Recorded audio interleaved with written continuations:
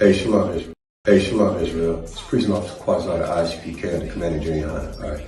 Tune in every Tuesday night for the Brotherhood class here in Columbus, Ohio. All right. Start at 7 p.m. Don't be late. No cowards, no excuses. Hey, Shalom.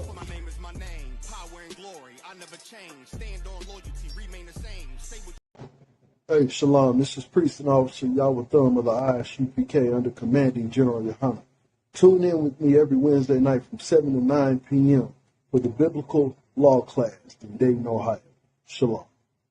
The Spirit itself bear witness with my spirit that we are the children of God. That's why we all black, booted, ready for war like. And that's not how it should be, man. This scripture that Christ had told his disciples is how you stop crime as a whole. Because when you go to him and him alone, and for you sisters out there who love the beef and who don't like to talk to another woman about, how she, treated you, you sisters need to go to her alone as well. Nobody is holding you accountable for the things that you say you were doing or not doing. There's no, like the scriptures say, everything should be done in decency and in order. That's right. There's no order and decency with you going on the internet and running in the streets with no guidance, without being sent, without being anointed by the man of the Lord, by being sent by a man of God out there on them streets. You must be sent. When you hear us say salute, Shalom, Yahweh Shem Shabrakatah, right? That is Hebrew. Okay? Shalom, Shalom, that is not Hebrew.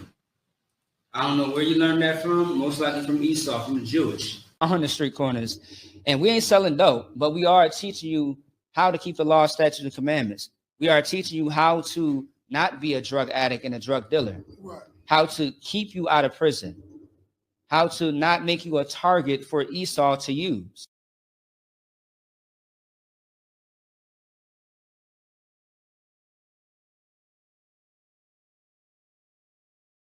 Welcome to ISUPK Detroit.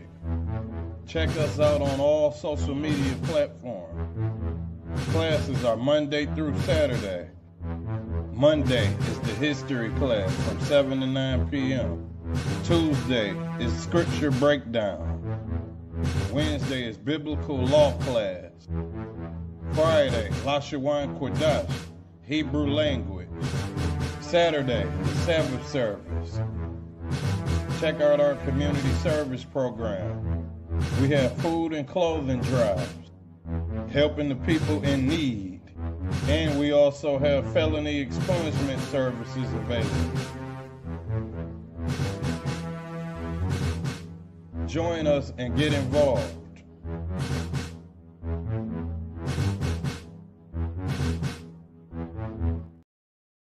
And the Bible is just such an amazing book. Right. It's a book of literal prophecy of the future of what's to play out on the planet Earth. That's right. Everything that the Lord laid down and said will happen comes to pass.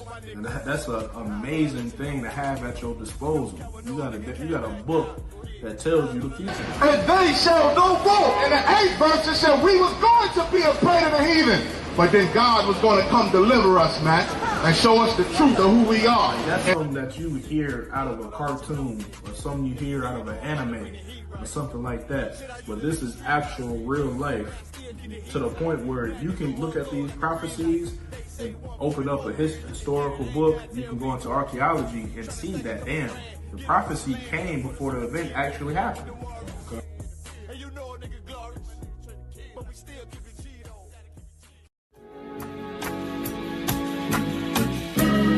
They killed, give me Isaiah 14 and 21. They did the same thing to my people. So you said that they put millions of my people.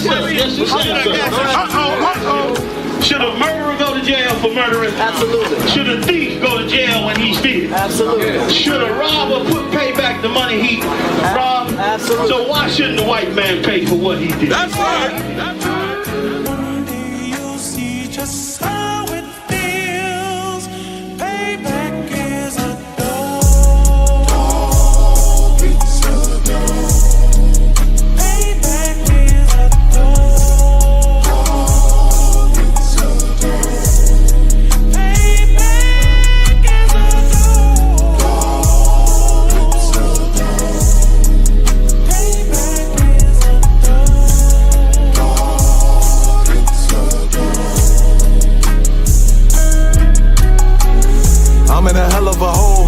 never expected to grow. Just obstacles set in the road, that a result of me selling my soul. The story I'm telling is cold, but yet it's what everyone knows. The white man's the devil is known. America was never our home, only a place of captivity, safe facility, hating, disfigure me. They claim that I'm lazy, be killing me. Maybe this slavery draining my energy. 400 years and counting, the trail of my tears is countless. Main fact that I'm here is astounding, but I can't wait till this shit is surrounded. Ready to tangle my king and the angel, be ready to rap. Crack in the sky, nuclear missiles will make it official. I'm capturing every cracker surviving. Put them all in chains where they need to be, slavery for me. And let the whole world see that with them in the cage and safer in the streets. Put the dog on a leash, get resolved for the beast. 144, get the ruler show, we could all be at peace. As soon as the trumpets are sound, your kingdom we busting it down. The only way justice is found, the time for your judgment is now. You see just how it feels. Payback is a dog. It's a dog. Payback is a dog. It's a dog. Payback is a dog. It's a dog. Payback is a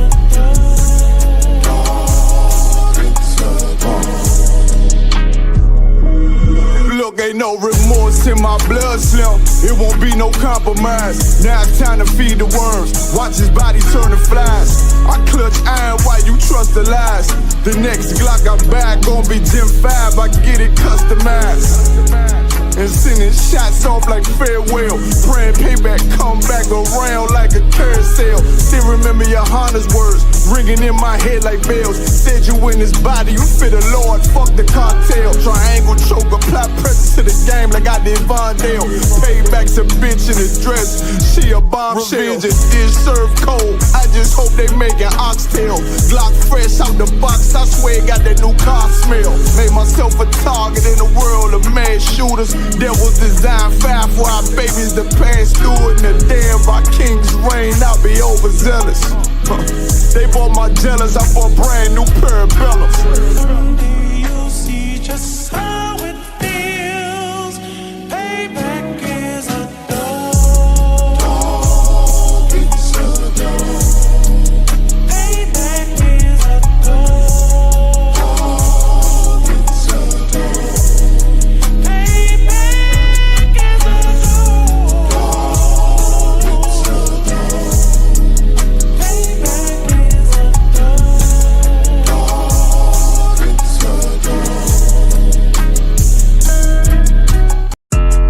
Yeah, those are messed up, no. Bad news, fit to beat your home, nigga. Yeah. Go on, get on that ass real quick one time. 144, baby. They said you get on, you gon' represent, I said of course.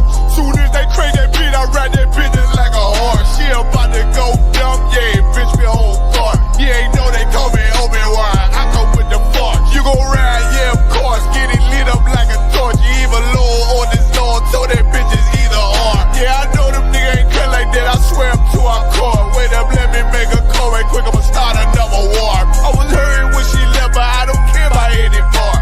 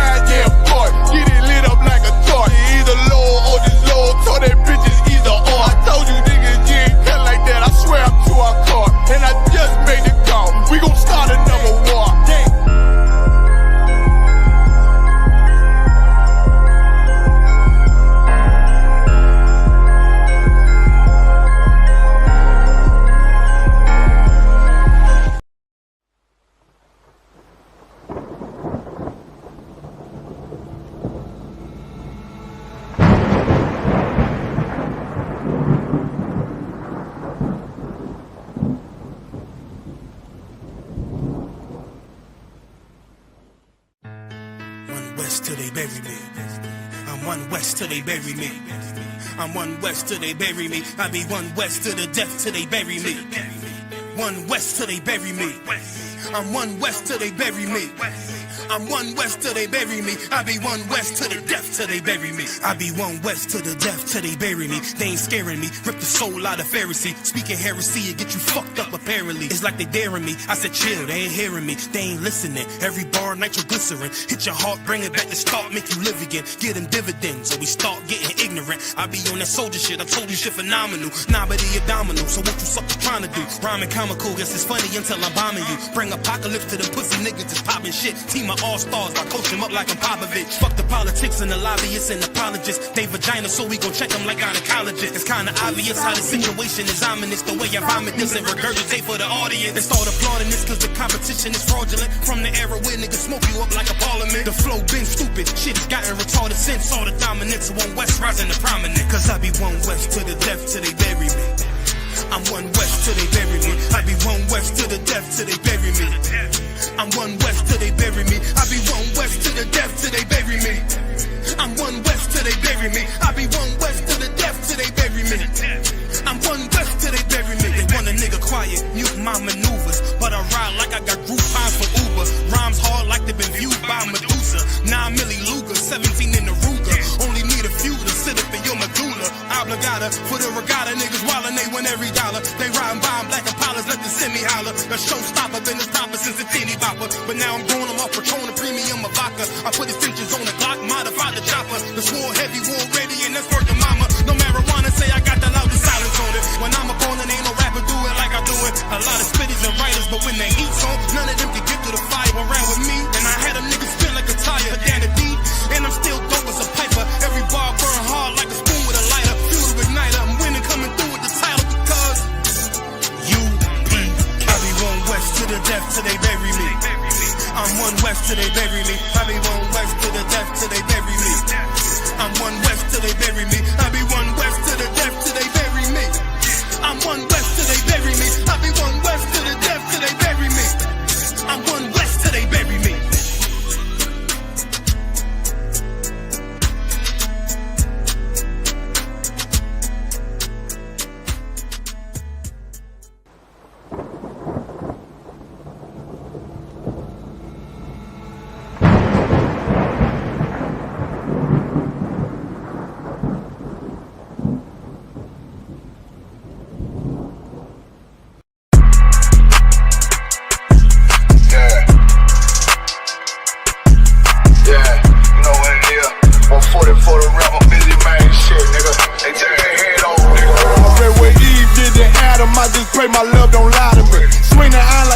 And I can't let no hoe to lie to me.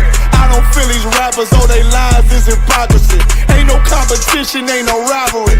Niggas think I'm playing, I don't hear one word they saying. This shit light work. Think Muhammad one of us, he might lose his life first. Circle up and stay alert. Another cop just stretch the nigga. He a demon, it's an exorcism. Watch I bless the nigga. You took that open blood, then you know I'm gon' get active with you. Fuck the opposition, I see vision. Let me paint the picture. Rappers claim they spit and I ain't listening. Is it fact if revenge was a woman, now I stroke that bitch like Jack the Ripper. War, we gon' run the summer. It's gon' be historical.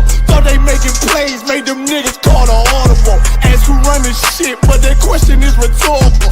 Bitch, I'm the one, me cookies with the oil. I'ma get them crackers, hell, should've never kidnapped my family. I can't do that. Bet I be the last nigga standing. Do a life sentence for my niggas, pray you understand me. I might put a switch on this Glock and call it young baby. How you real trigger on them dots? You a bird feeder, claiming he a demon. What's a demon to a cold leader? What he saying something, I ain't hear him. This shit light work. It ain't about who got this gun, it's about who gon' up that pipe first. I turn a bad situation to a game changer. Bring soldiers from the dead, just raised up the chain. 6 shots, I'ma look like Aaron Jones when I run it. Never bite the hand and feed you, you'll never get that hand back. He bitchin' about 10%, I don't wanna hear none of that. He dropping sword, fuck him, just make sure you get that cover back. Look around, he ain't with us, probably cause he never was. Now my chin like you with the angels for your brothers. Everybody wanna be Richard Porter, God kill him like Alpo. Play if he want, it's laying in the trunk like Lee Malvo. I'm a certified woman's ass nigga, I am not a toy.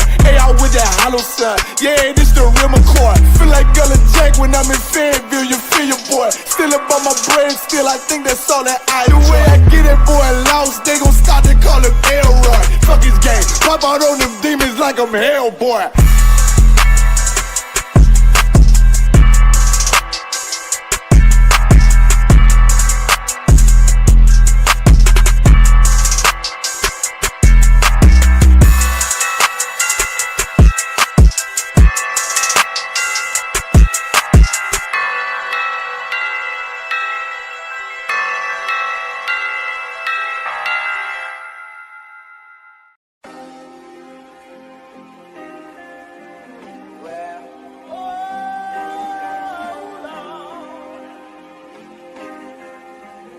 Oh yeah, ooh Lord. And if you don't give it, you won't get it. That's right. I give her all my love. Hey, run that shit up, Trace. I came from the streets to the shy, where wicked and evil collide. If it was illegal, we tried ambition to get us a piece of the pie. Had so many demons inside, was dim in the gleam of my eye, killing my innocence. All of my vision of reading the sign and seeing demise. We've been deprived of basic necessities, that and cocaine, a satanic recipe. Refusing to claim it as destiny, sins of the fatherly children in jeopardy. The family addiction affected me, affliction of prison, the death of me. Not even the thought of my legacy, living in hell, how you hating your pedigree. Been definitely holding the grudge, letting it go cause no hoe is in us. If we don't connect then you know what it was. One West and no cowards is rolling with us. Steps was all in the mud, feeling the pain like salt in the cut. The blessing is all of these lessons, no question we taught them in blood. It's all for the love, yeah. The blessing is all of these lessons, no question we taught them in blood. It's all for the love. The blessing is all of these lessons, no question we taught them in blood. It's all for the love. I get an honor to Commander General Yahanna for being the armor, protecting the message, delivered the Abba. Straight from the Father, he gave it to you, ain't making excuse. Though Satan is loose, kept lacing his boots, training and raising the troops. Perfecting the method of 7-1 West in the heads was able to prove. Ain't stressing them niggas that never can step in the stand and state in the truth. My people could never imagine the hardest of winners you lasted. Extending the realest compassion for niggas that should have been fitted for caskets. How could you ever ignore the nigga who slept on the floor and was ready for war? Whenever it called, better this weapon is drawn. Election is sure, edge in this war, front of projects of the Bronx. Now representing the Lord, the water for blessing us all.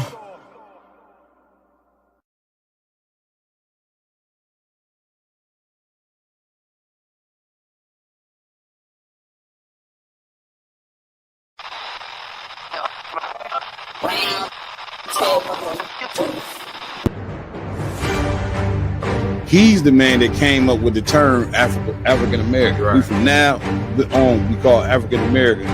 But now somebody run up on you and say we should leave this place, you turn to them and say, well, we gonna go. Right. They have the American flag, the symbols of red, white, and blue, but it's black people. Right. So it's not they're not repping who they are. Right. They're repping the country that they serve. These leaders that don't care about their community, you know what I'm saying, that always, you know what I'm saying, just focusing on winning gold medals and championships and different things of that nature, and have no thought to the Black, Hispanic, and Native Indian community. It's gonna come back at home. Enough for hearing that happened in Tulsa, Oklahoma, Rosewood. Even Emmett Till was somewhat similar. It's like once something happens to a white woman, that's the justification to kill all niggas. At the same city, at the same time as the Klansmen, the Purple Boys had a mass march on the other in downtown, but blocks away, and did not cross paths with that. Real Nigga University in 5, 4, 3, 2, 1.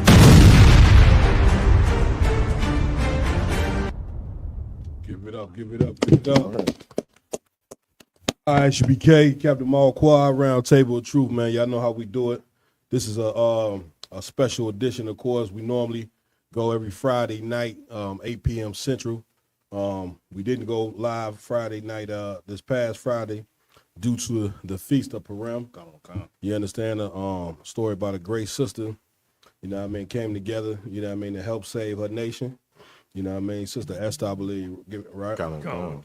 You know what I'm saying? Great story, great feast. We had feast, the opening feast Thursday in Chicago. Excellent job. Officer Warrior held it down, get that brother a hand.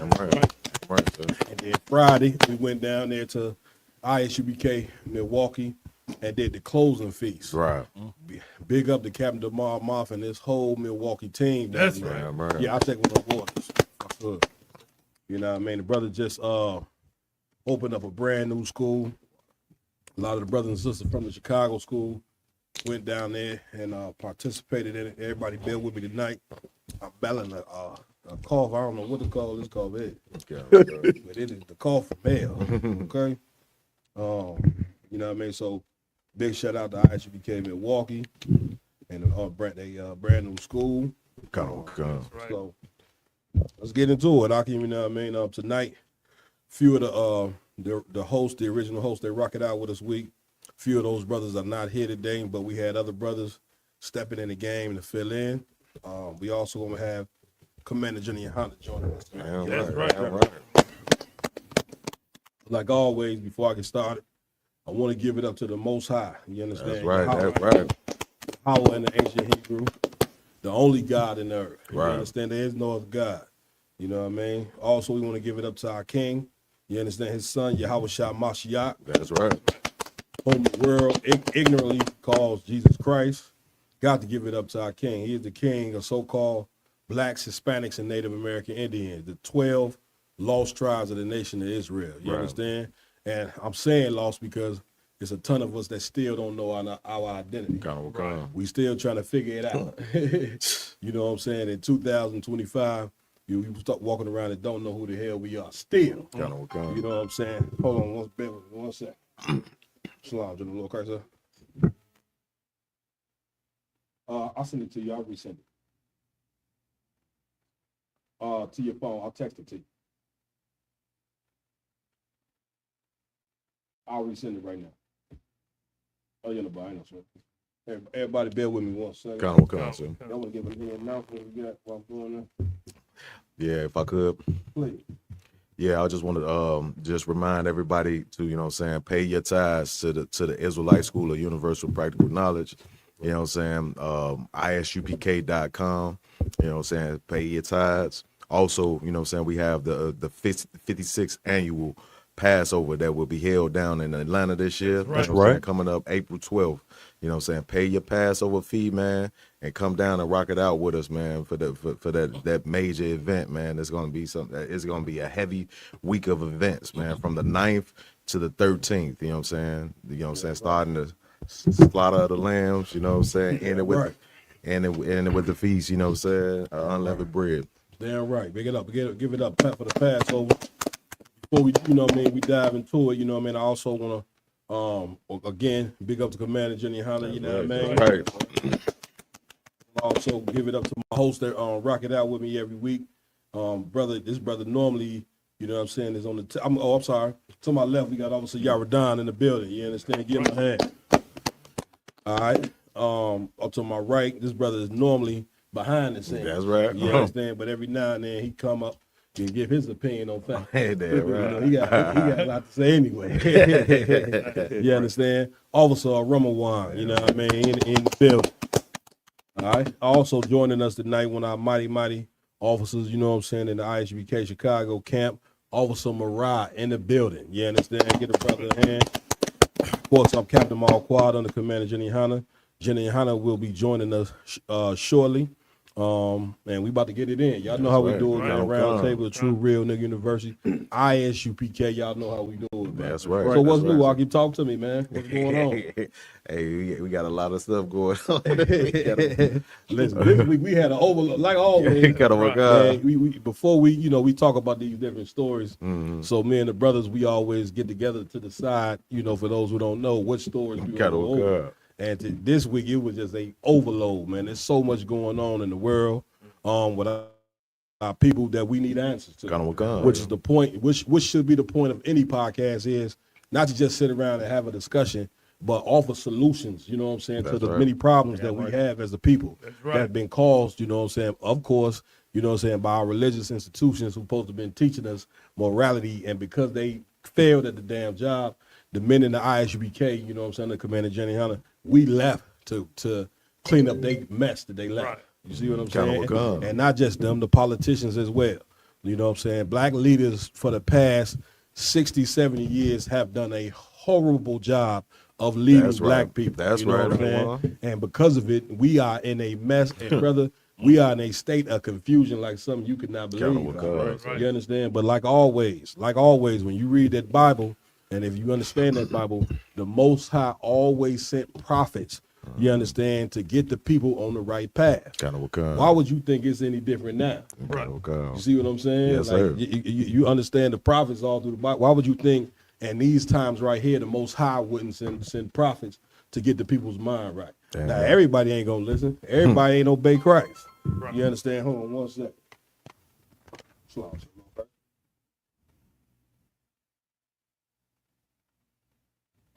okay? Hold on one second. He said, I'll send him a Zoom link, not a stream. Y'all. Cool. I'll send another one, sir, right now. All right, he gonna send it right. He gonna send it to me right now, so I'll send it to you. Oh, you on the bus? All right. Yeah, but I'm sorry. What was I with it? You was just talking about the leaders of the one. Yeah, you know what I'm saying. The leaders, they didn't created a mess. You know what I'm saying. And you just send it to me. All right. I'm saying, everybody bear with me. We're trying to get Commander Jenny Yahanna on right now. I'm gonna hit him with this link, and he should be in the game. Yeah, if I could, sir, just, you know what I'm saying, kind of piggyback on what you're saying, which is so heavy, is like these leaders now, as we see on a day-to-day basis, is getting exposed. So you got to understand, like, man, if you ain't equipped to do this job, you know, you need to step to the side and let the real man of the Lord do his job. You know what I'm saying? Listen, Jenny, and here's the thing. The scriptures say your leader shall not be removed into the corner anymore. The more and more, you know what I'm saying, you see, you know what I mean, y'all, hey, I'm doing a podcast, appreciate you back. Okay. You know what I'm saying? The more, you know what I'm saying, that, you know, you see the dysfunction of the people who's supposed to be leaders, the more and more the Most High going to show you who is supposed to be leading. Right. So if you ain't ever heard of Commander Jenny Yahanna, you know what I'm saying, do your research on the brother. That's Look right. him up. He's not like these Christian pastors, man, that's coming to you as though they're men of God, but really they're a piece of garbage. And then, of course, what happens, you lose faith in these men because you say, well, shit, I'm going to them to get corrected, and he doing what I'm doing. Commander Jenny ain't like that. He has a stellar record, you know what I'm saying, and he's approved to do the job. You know what I'm saying? Give me right on that. Please, go ahead, y'all done. If I could, sir, I was just thinking about it earlier, man. It could, you can't be in a better place than with a leader, you know what I'm saying, that's gonna constantly try to outwork you. You know what I'm saying? You know what I'm saying? Like General Yahanna just was on with the Proud Boys yesterday. He did shout out to that. You know what I'm saying? If you missed it, Jenny Yahanna did a interview with the Proud Boys yesterday. And once again, to be able, like you saying, to do this work, you have to have a relentless work ethic. Brother can chime in whenever you want. You have to have a relentless work ethic. And here's the thing: what drives the relentless work ethic is your love for your people. Like, you can't do this job unless you have a insane love for our people. And the brothers in the ISUBK, man, listen. The proof is in the pudding. We in love with black people. That's right. We are the foremost lovers of black people. That's right. You understand? In the planet Earth. Now, with that, I'm coming to your room. With that, foremost lovers of black people comes with a lot of correction. You know what I'm saying? And one thing about black people, we do not like being corrected, and we do not like hearing the truth. Even the Bible tell you, we the people of the Bible, because all through the Bible, the Lord called us a stiff and hard-necked people, hard-headed. You see what I'm saying? But being hard-headed and disobeying God's laws is what put us in the position that we in right now under white people. Damn right. Like, if you gonna understand the Most High, you supposed to understand that God is a father, and any father, when you break his rules, you have to reap the punishment. So you. That's right. That's right. Number one. Salaki, sir, I was gonna bring it out. I mean, I know we got a story about Umar later, but the fact that he had something online just a couple days ago I saw where he cursed out a brother because the brother said, you've been building the school since I was 12 years old. He said, since I was 12 years old, you've been building that. Yeah. He decided, this your leader. This some of y'all Pan-African leaders, Dr. Umar, who y'all want to follow. He go and curse out a black man because he told him, how long it took him to build a school. Meanwhile, you brought up earlier, Captain DeBar Martha Milwaukee took 2 months. They did just show you the work ethic of how much black. Right. 2 years. It took about 2 years. Yeah, that's what I mean. Yeah, but you know what I'm saying. It took him a couple years to build a school. He wasn't pump faking and telling you because of this and because of that. He went and got the job done, that show you the work ethic of the brothers in the ISUPK under Commander General Yahanna. You ain't getting that nowhere else. Man, listen, we got schools popping up, damn everywhere. You know what I'm saying? Y'all get me right on that. Kind sir, and if I could, please, I ain't seen the $1 million in donations coming in either. You know what I'm saying? Man, listen. Man, by no stretch of the imagination, you know what I'm saying, are we down in the brother, but what Dr. Umar Johnson does not understand, what it takes to build a school is brotherhood. That's right. That's right. General Yahanna building schools all over the place because he has a sincere love, and he puts the brotherhood before everybody. Like this is not I ain't never seen nobody roll with him. You know what I'm saying? Like this is the job of fixing black people. It's not a one-man job. Right. You have to have a team of brothers and sisters that's serious about repairing their people. Once again, the job of repairing black people is not on the U.S. government. It's on us. Right. So the brother doesn't understand how to build a school. That's right. And they right for charging him with that. The brother been talking about this school for, about 10, 15 years. You see what I'm saying? Right. And so now what you're saying, by that brother coming down like that Ramadan, black people are starting to charge their leaders, you know what I'm saying, that's right, for being misled. And listen, when you see that, when we start holding each other accountable, now we moving in the right direction. And your leaders should be held accountable. Yes, it's like a damn coach. If the coach he coaching the team and the team losing every year, the owner gonna say, and the fans gonna get together and say, man, we need a new coach. Right. You see what I'm saying? With black people, Hispanic, we need a new coach. That's right. You know what I'm saying? And this one gonna hurt. We're going to have to let go of that religion that you love. That's right. Christianity. I know you don't want to let it go. You know what I'm saying? But it is destroying us, man. That's right. Let the white man have his religion. That's back, right. Man. That's right. And here's the sad part. Christianity is not a representation of the Most High or Christ. Right. It don't have nothing to do with the Bible whatsoever. It's a lie. You know what I'm saying? Go ahead, Mariah. Like if I could, please. What you were saying about the Christian church. Yeah. When COVID-19 hit, they closed their doors. ISUPK was never closed. We was in this piece every damn night. Damn right. Give it up. Give it up. You know what I'm saying? Look, I got news for you. More destruction is coming in the earth. Right. That's right. It's coming. And guess what the Christian church is going to do when more turmoil hit America? Take a big fat guess. Their doors will be shut. You know what I'm saying? But just like during COVID, the ISUPK doors was open, our doors will be open again. That's right. You see what I'm saying? Because we don't, you dealing with an organization that really only thing they care about is your money. Right. That's it. So, excuse me. Man, again, we got the Passover coming up. Give it up. That's right. 56th annual, I believe it's going to be what? April 12th. April 12th. You're down in Atlanta, Georgia. You know what I'm saying? If you're free, man, come on down. If you're not free, make the time. That's right. You do not want to miss this celebration here. It's going to be phenomenal.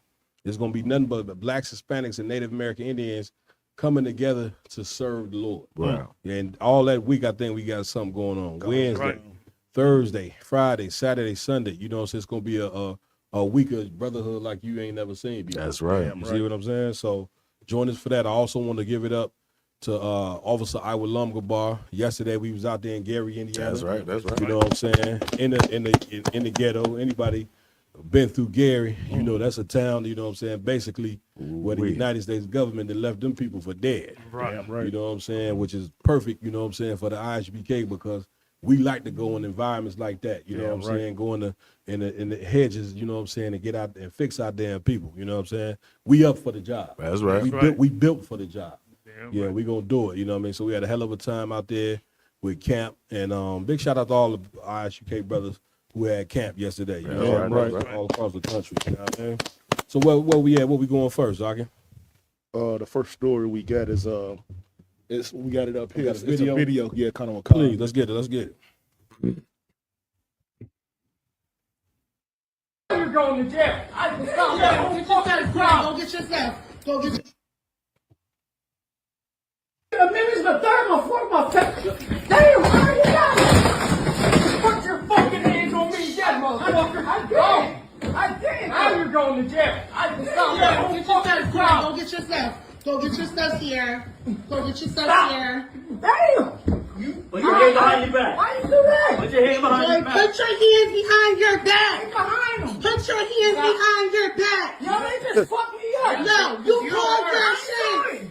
You caused it. No, I didn't. Always. I didn't touch it. Yes, the fuck you did. No, I didn't. Yo, bro, you just punched the shit on me, bro. Listen. All the time. Get off my track. All the time. All the time. All the fucking time. All the time. Bro, you just fucked me up. You just fucked me up, and I ain't somebody here. You know you just put my second of Stop it right there. Good night. So long, man. Please. You just said this, man, not even a minute ago, how horrible Christianity is. And that spirit right there of her going against her own brother. Yeah. Like, that's you hear that. And when I first seen this, I didn't get to hear the actual audio of it. I just seen the video, and I'm like, man, this is a horrible thing. But yeah, I thought that was the diabolical thing of this video. It was. One of the most diabolical things of the video is what this sister saying about her own brother. It's horrible. You know what I'm saying? Right. It's like she was one of the cops. Right. Now, you know, I had to watch the video like 3 times to see if the brother actually hit the officer. Right. With, you know what I'm saying? And the brother didn't touch it. See what I'm saying? He even wrote on there that the officer claimed I hit him with the bottle I had in my hand, where the bottle was still in his hand when the officer assaulted him. You know what I'm saying? Now, once again, this is why we tell you America is Nazi Germany 2.0. That's right. You know, that black men have been treated like this for what? Forever. You know what I mean? You see what I'm saying? I'd like to ask the people out there, the listeners, how race relations is going in America. You know what I'm saying? Now we getting along. Raj Karab. We got General on the Jack. Alawat Punya.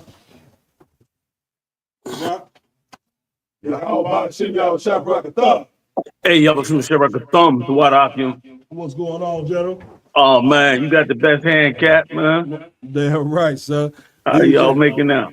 Man, we making out good, General. I don't know if you seen the video. Did you see it, General? I just caught a clip of it. I just caught like towards the end part of it.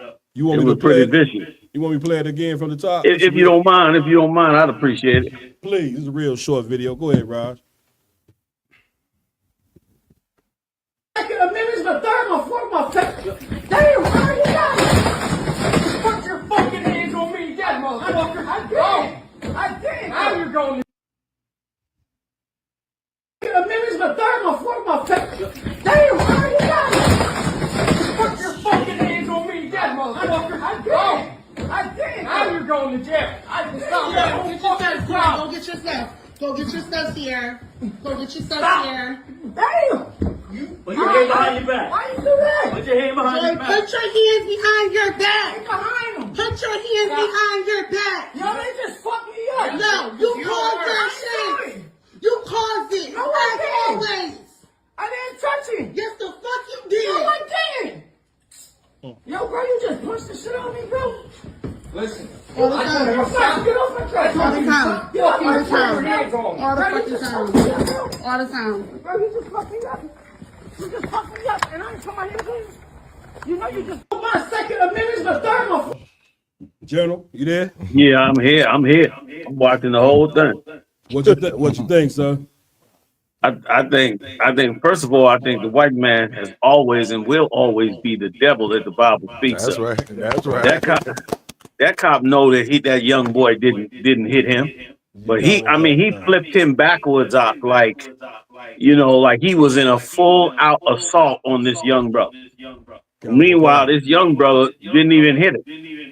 And he had to go, and then not only did he throw him down illegally, but then he went and punched him in his kidneys and his ribs from behind while he was handcuffed on the ground. And the brother was saying, yo, why you hitting me like that? What are you doing? And then I have to say, like, some of these women are, I feel sorry for the generation that's come, y'all later generation. Because these things y'all dealing with are, you know, man, come from, they remind me of Lord of the Rings, when them old creatures start coming up out the mud and shit, start killing everybody. Like, that's how some of these black women are, bro. Like, they are a vicious, vicious animal. And let me tell you something, many of these women are vested in seeing Esau beat your soul out of you in front of your kids, in front of her. Right. You know what I'm saying? And she, of course, has no compass for what she's saying and what she's doing. And meanwhile, he never put his hands on him or the cop. Right. And that's why, listen, that's why brothers coming in here is so important, because they'll get educated and stay away from monsters like us. That's right. That's right. You know what I mean? They'll stay far away from monsters like us. That's right. I had to myself, General. I had to watch the video like 3 times just to see if did the brother actually hit the damn cop. You know what I mean? And it was ridiculous. Like I was just telling the brothers, they want to know why we keep saying Nazi Germany 2.0. This video right here solidifies, you know what I'm saying, us saying that. That's right. You know, and like you say, the sister, you know, she was like the third cop there. Right. Yes, she was. And I remember you saying a long time ago, General, the black woman, not everyone, you know what I'm saying, but a good majority of black women have become like a damn lieutenant for the goddamn white man here. That's right. That's right. Yes, they have. Yes, they have.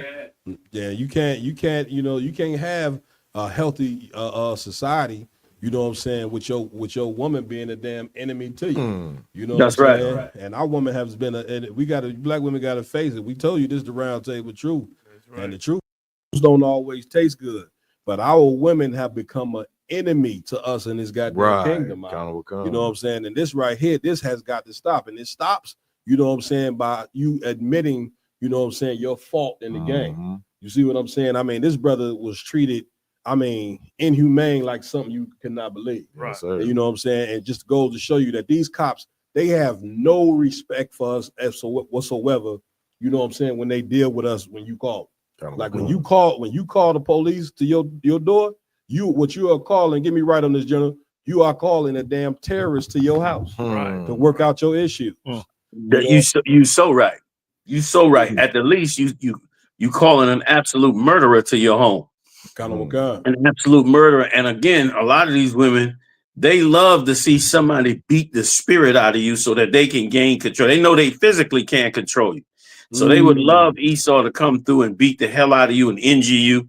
A lot of brothers you see walking around, man, that got head injuries and back injuries and damn near is afraid of a woman. They went through what this young brother done went through. But now is a good time to separate the herd.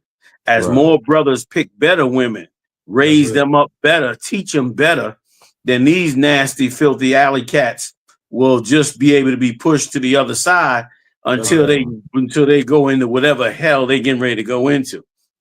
Like I'm not saying that brother is innocent, but certainly in this particular incident, he did not deserve to be abused like that in front of his wife. And I suspect in front of his child, because somebody kept yelling, get your child to some woman. I don't know if it was her or somebody else, which I suspect is his child as well. You know what I mean? Well, this general was actually not his wife, but this was his sister. His own sister did him like this.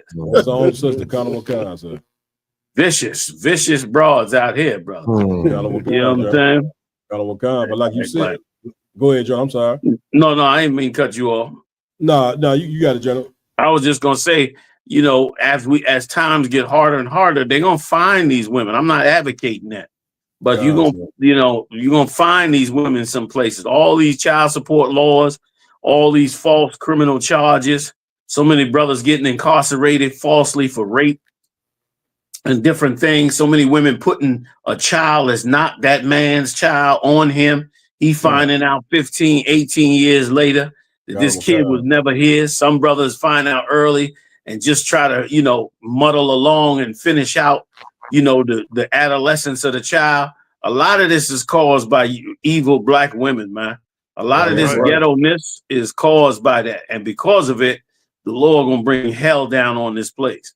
But now's the time for brothers, man, to get away from that. Get away. Stop giving your spirit over to a wicked woman. The scriptures tell you that anyway. Don't even, you know, invest your spirit into her when you know she's gonna be a monster. Salaki, I yield. Give it up, man. Man, listen, that what you saying is so heavy, and I would imagine, you know, the mental damage that this brother is gonna have. You know what I'm saying, from that happening to him, let alone the child. You know, the damn child gonna be, you know, traumatized, you know what I'm saying, forever from seeing his father, cousin, whomever being treated like that. You understand? And man, brother, we can't, like you teach all the time, General, we can't exist in this world. This world that we live in here in America, black man, Hispanic man, Native Indian man, this is not our world. Like, you know what I'm saying? Which is why, like the General bringing out, this is we got to turn back to the Most High. You know what I'm saying? When you turn back to the Most High, what happens is you now get the wisdom on how to pick a woman. You see what I'm saying? And like the General was saying, a lot of these sisters end up missing and because of brothers lashing out, doing something to them. And why brothers doing this? They doing this because our woman has joined in the warfare against black men. Like America, you know what I'm saying, had been ever since they brought us here on ships, they have waged a war on us the whole time we here. Now, for a time, our woman was with us in that warfare. You see what I'm saying? But I want to say around the 60s when the black woman called herself want to join the women live movement with the white woman, and, you know, it's been a complete mess. You get my point? Y'all done? Hey, sir, it get me right on this. I don't want but when it comes down to black women usually, you know what I'm saying, when it comes down to their brother, they would probably defend their brother even more in some cases than they would their own man. Well, you know what I'm saying? Like black women, they love their brothers, they little brothers, big brothers, wherever it may be. Just imagine the hatred that this woman, you know what I'm saying, that's speaking on here have to have a black man as a whole. You know what I'm saying? For her to, you know, be on that side against her own brother. Well, Johnny, you want to take that? I'm sorry. No, go ahead. You got it, Cap. I was just gonna say, like, okay, the hatred is so strong that, brother, it has made them delusional. Meaning they have fed into the propaganda. How do we know? On the video, they saying the brother hit the man with the damn bottle. She the one filming. She see he don't get it. He didn't hit it. And she's still agreeing with a liar. Like the General just said that as soon as the white man is the devil that the Bible That's right. Which the word in ancient devil in ancient Hebrew means liar and deceiver. So the cop just made something up. He not remember now. The cop know he being filmed. He just flat out lied and said you just hit me. The brother which is so, if I could, Salaki, which is so evil. You call the cops on your own brother, bring all this down, and then the cops lie on your own brother and get charges on him that could send him to jail for, you know, a lengthy time on false charges that he could barely defend, if at all, because of his financial status. You just gonna destroy his life with felonies and all that, and not even care. Like women, there are women out here that have no soul. They pretend like they do, but they done lost their whole soul out. Ain't nothing living, ain't nothing at home no more. Ain't nothing at home. And they could care, you could drop dead right in front of them and they could care less. It doesn't even, they unfazed by it because they don't have any more soul, let alone any more womanly traits. Forget about that. Any more feminine, womanly traits has been just wiped out of them. And it's part of the hell that we in. But they're gonna have to be separated so that the sisters that are in that right spirit can flourish and come forward and be and sit among, you know, honorable sisters, man. And not be destroyed. You know what I'm saying? Yeah, right, yo. I like to, if I made you, I like to give it up. You know what I mean? All the sisters in the ISUBK. That's right. And, That's right. And sisters who are not in the ISUBK, who should be in the ISUBK, Right. who still have compassion for black men. You know, I like to give them sisters a hand. Damn you know right. what I'm saying? Damn right. Damn right. Damn right. And You bring it it's up. so evil for you to call. The cops got enough problems and things they got to handle. So for you to call the cops on the brother and then lie on him while they're there, you doubly trying to destroy that man. And you could care less at his life. Like, what did he do that was so evil to deserve that? Now, if you can tell us that, then maybe we might consider it. But other than that, you can't even consider it, man. Like these people have to be removed from our life. They have to be removed from our life so that we can now turn around and actually begin to be human beings again. Because this man has reduced us to animals. And the animals are running rampant. So lock out you. Give it up. Give it up. Go ahead, Ramawan, you got it. Salaki, sir, if I may. The whole video was diabolical, of course. We watched it. But the part that really cringed my soul is when the sister kept saying, put your arms behind your back. Right. It just show you like how the spirit of America has like destroyed our sisters. You know what I'm saying? That's right. Like now us like we know where the cops came from. We know what the whole, fraternity order of police came from. It came from, slave driving back in the days or whatever. Right. Now it's just letting you know that mentality that our slave master had. Now women having the same kind of mentality. That spirit is on them the same way. And it's a brother. It ain't like it's a baby daddy who treat her bad or whatever. You never know what the situation is, of course. But that's right. Your own blood, it just shows you that how much women are being destroyed by America. And of course, the brother probably was wrong too at one point in time. Right. But the fact that she would tell that brother, put your arms behind your back. That's right. You put this on yourself. Right. Like it's to me, it's hard for me to watch that video. Well, listen, like go ahead, John. So, like, if I could, the brother may necessarily not have done anything, but piss her off. Right. Like some of these brothers end up dead, in prison, maimed, losing eyes and all that, and it all be because she mad because she suspect you got another woman, or your phone rang at an hour that was unsuitable to the situation, and before you know it, you in the midst of the hell. And I'm around. You said something that was heavy out. Not only did she become like the cops are. But his hands was behind his back. And the cop was saying, put your hands behind your back. She's looking directly at him and sees his hands behind his back and says, put your hands behind your back. So you're right. They done took up the cop spirit. Like she see his arms behind his back. Remember when they picked him up off the ground, he was already handcuffed. She still said, put your hands behind your back, just like a cop would, even though your hands are behind your back. Insane. So like your mouth, cause no, give it up. You know what I mean? You know what I'm saying? I just wanted to, say this, General, that you can't have another race of people policing your community. Right. You cannot. This is the nation that been hated us forever. And now we were asking them to work out our problems and be the police. You know what I'm saying? Which is totally insane. Right. You know what I'm saying? Which is why we need every Black, Hispanic, and Native Indian brother to get their head right and get into this truth. That's right. Why am I saying that? Because we need to police each other. That's right. You know what I'm saying? Now, the brother, whatever issue they may have had before the police was called, we don't know what transpired. You know what I'm saying? But you can't call murderers, you know what I'm saying, to come fix a problem. Like that brother did something to her, she should have been able to pick up the phone and call some Black men who would have came and talked to the brother and said, you can't do that. You know what I'm saying? If the brother need to be removed from the home at the time or whatever. But we need to be able to police each other. That's right. See what I'm saying? That's right. And you know what that starts? Damn right. You know what I'm saying? That starts with the proper leadership, like Commander Jenny Yahanna, you know what I'm saying, who've been teaching us for years. With the proper leadership, this can be fixed. You know what I'm saying? To where when a Black woman have an issue, she pick up that phone, she calling us. That's right. You know what I'm saying? To come work that situation out and not calling them murderers. That's right. That's right.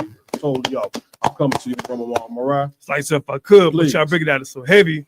The point is that this sister did that to her brother. You know what I'm saying? Black men have been beat down in America for over 500 damn years. You know what I'm saying? What probably happened was, with this sister was probably angry because of her baby father left her for another woman. Could be. You know what I'm saying? We don't know, but right. It could have been. Rumble one. So like, I just want just to go off what you was just saying, Cap. You know what I'm saying? It's like even in school, and you know, things that goes on. I could tell you how many times, you know, if me and my rib or something, we have a certain type of dispute or whatever. First thing she say, I'm calling my quad. Right. She ain't calling no police officer on me. You know what I'm saying? She ain't calling it and having no. She calling a black man who could fix, who could righteously fix problems. You know what I'm saying? So, you know what I'm saying? So if you want to know the solution, that is the solution. You know what I'm saying? Is that we gotta, you know what I'm saying, have the spirit to police our own. That's You know what I'm saying? And not. I don't mean black people going to join the white man's police force. Right. You know what I'm saying? Because black people join the white man's police force, and then they get to take on the same spirit that the white man got. You know what I'm saying? That once you get them a badge, they ready to beat you worse than the white man. You see what I'm saying? That we cannot have that. You know what I mean? So, Johnny, you had any more points on this? We was gonna move on. To the next point. I'm good. For what? Ain't no sweat. What we got next, Zaki? So like we got the U.S. airstrike. Took out multiple Houthi leaders, National Security Advisor Mike Waltz. So it's a news break. I don't know, is this a video or okay, come on. I think it's a video and an article. So you can play a little bit of the video, and then you can read the article. You know what I mean?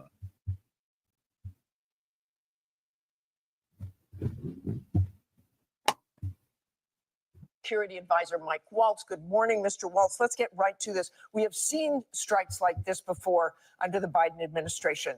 The Houthis kept firing missiles. What's different with this? Well, thank you. And the difference is these were not kind of pinprick back and forth, what ultimately proved to be feckless attacks. This was an overwhelming response that actually targeted multiple Houthi leaders and took them out. And the difference here is, one, going after the Houthi leadership, and two, holding Iran responsible. It is Iran that has repeatedly funded, resourced, trained, and helped the Houthis target not only U.S. warships, but global commerce, and has helped the Houthis shut down two of the world's most strategic sea lanes. We have, Martha, 70% of global shipping is now diverting around Southern Africa. You can stop it right there. To the cost of goods. This video pretty long. I'm gonna have John, if you don't mind, I'm gonna have the brother read the article. Please, John McCon. This is from Newsbreak, Politics, and it says that the U.S. airstrike that bombarded Yemen on Saturday targeted and took out multiple leaders of the Iranian-backed Houthis.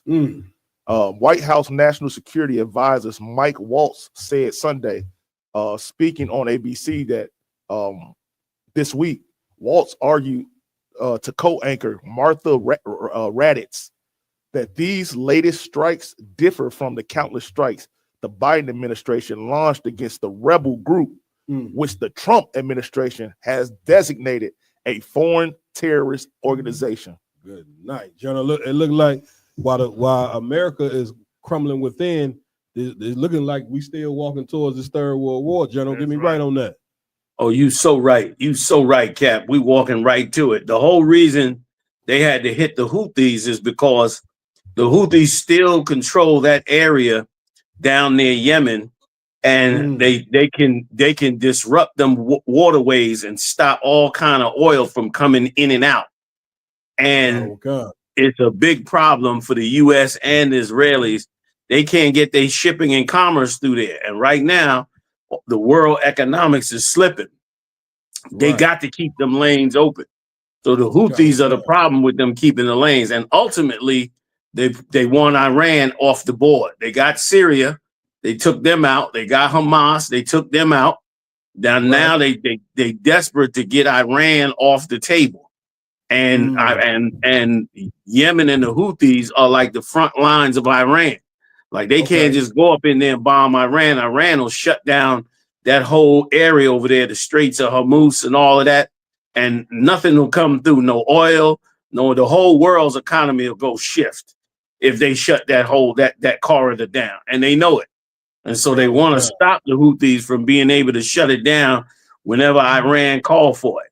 They want to get in there and get Iran and shut them down, because I think in their mind, they believe that they can now, once they do that, they can control all the oil in the Middle East and shut down anything else that anybody tries to establish. But once again, we just riding right on up to the Third World War. They ain't never going to get up out of that Middle East, and it's going to escalate, and it's going to be worse.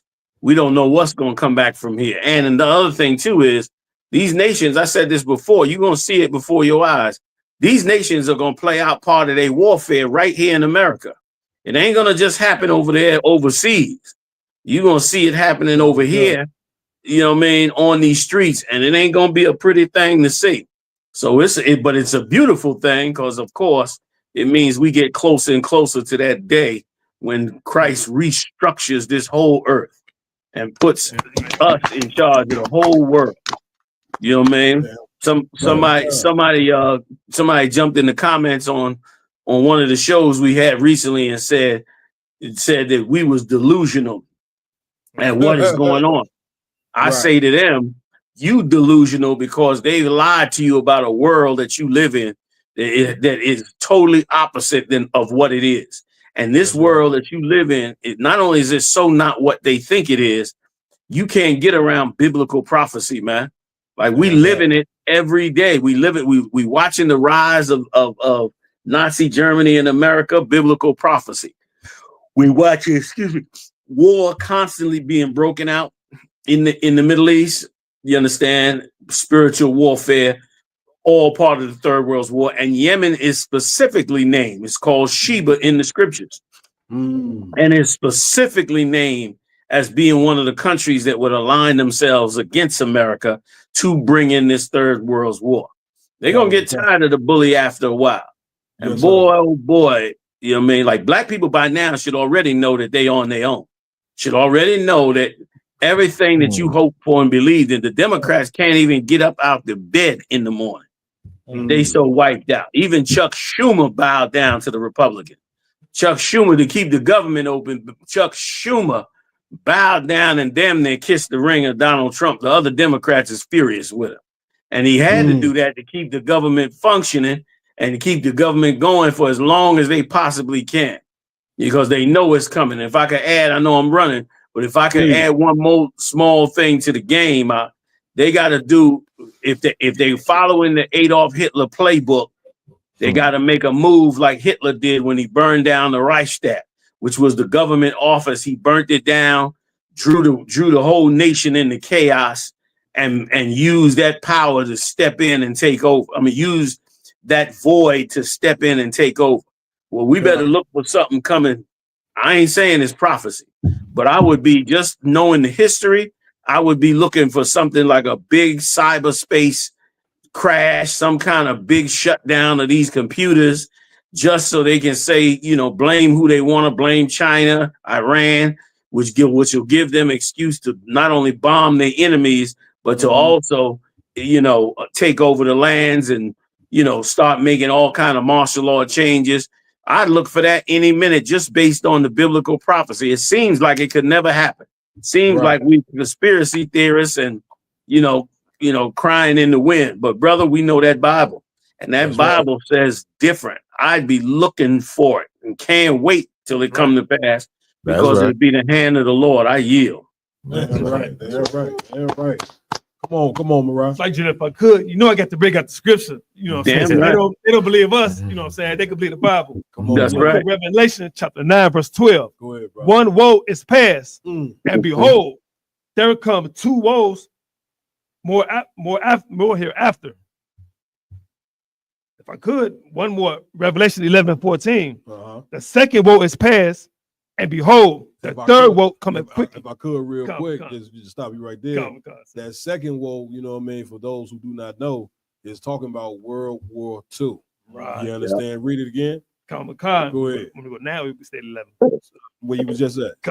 Revelation chapter 11, verse 14. Please. The second woe is past, and behold, the third woe cometh quickly. It cometh what? Cometh quickly. Journal, when it says it cometh quickly, what does that mean there, Journal? If I That means the time is shorter than it would be. Like the things that they want to do in this earth, they're not going to be able to do it because there's not enough time. You know what I mean? The Lord said he cut the time short because if he didn't cut the time short, there'd be no flesh left to save. So the Lord got to cut the time short or we wouldn't even get out of here. He'd poison us and vaccine us to death or whatever it is he be doing.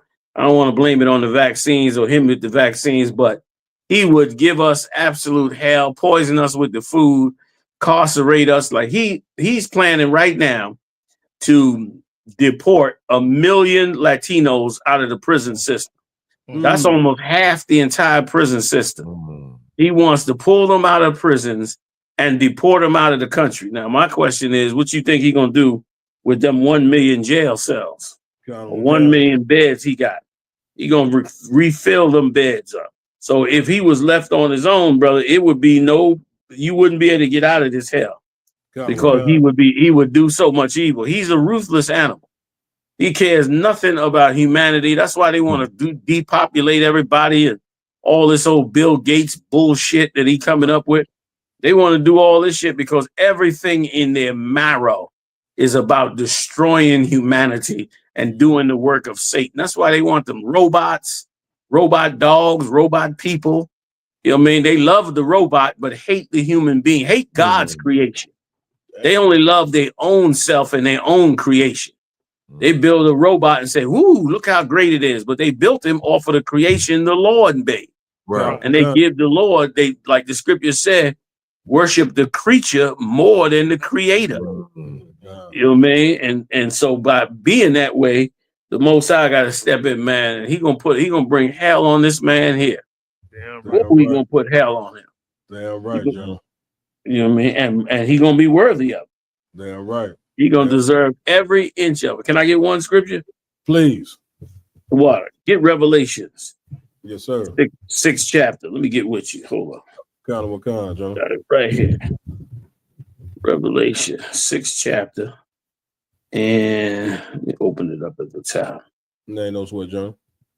Hold on.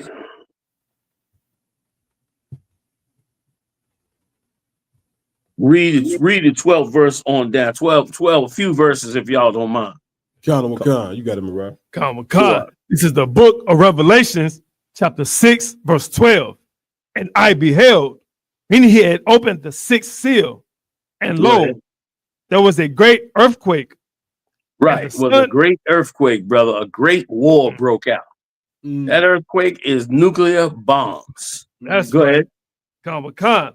And the sun became black as sackcloth of hair.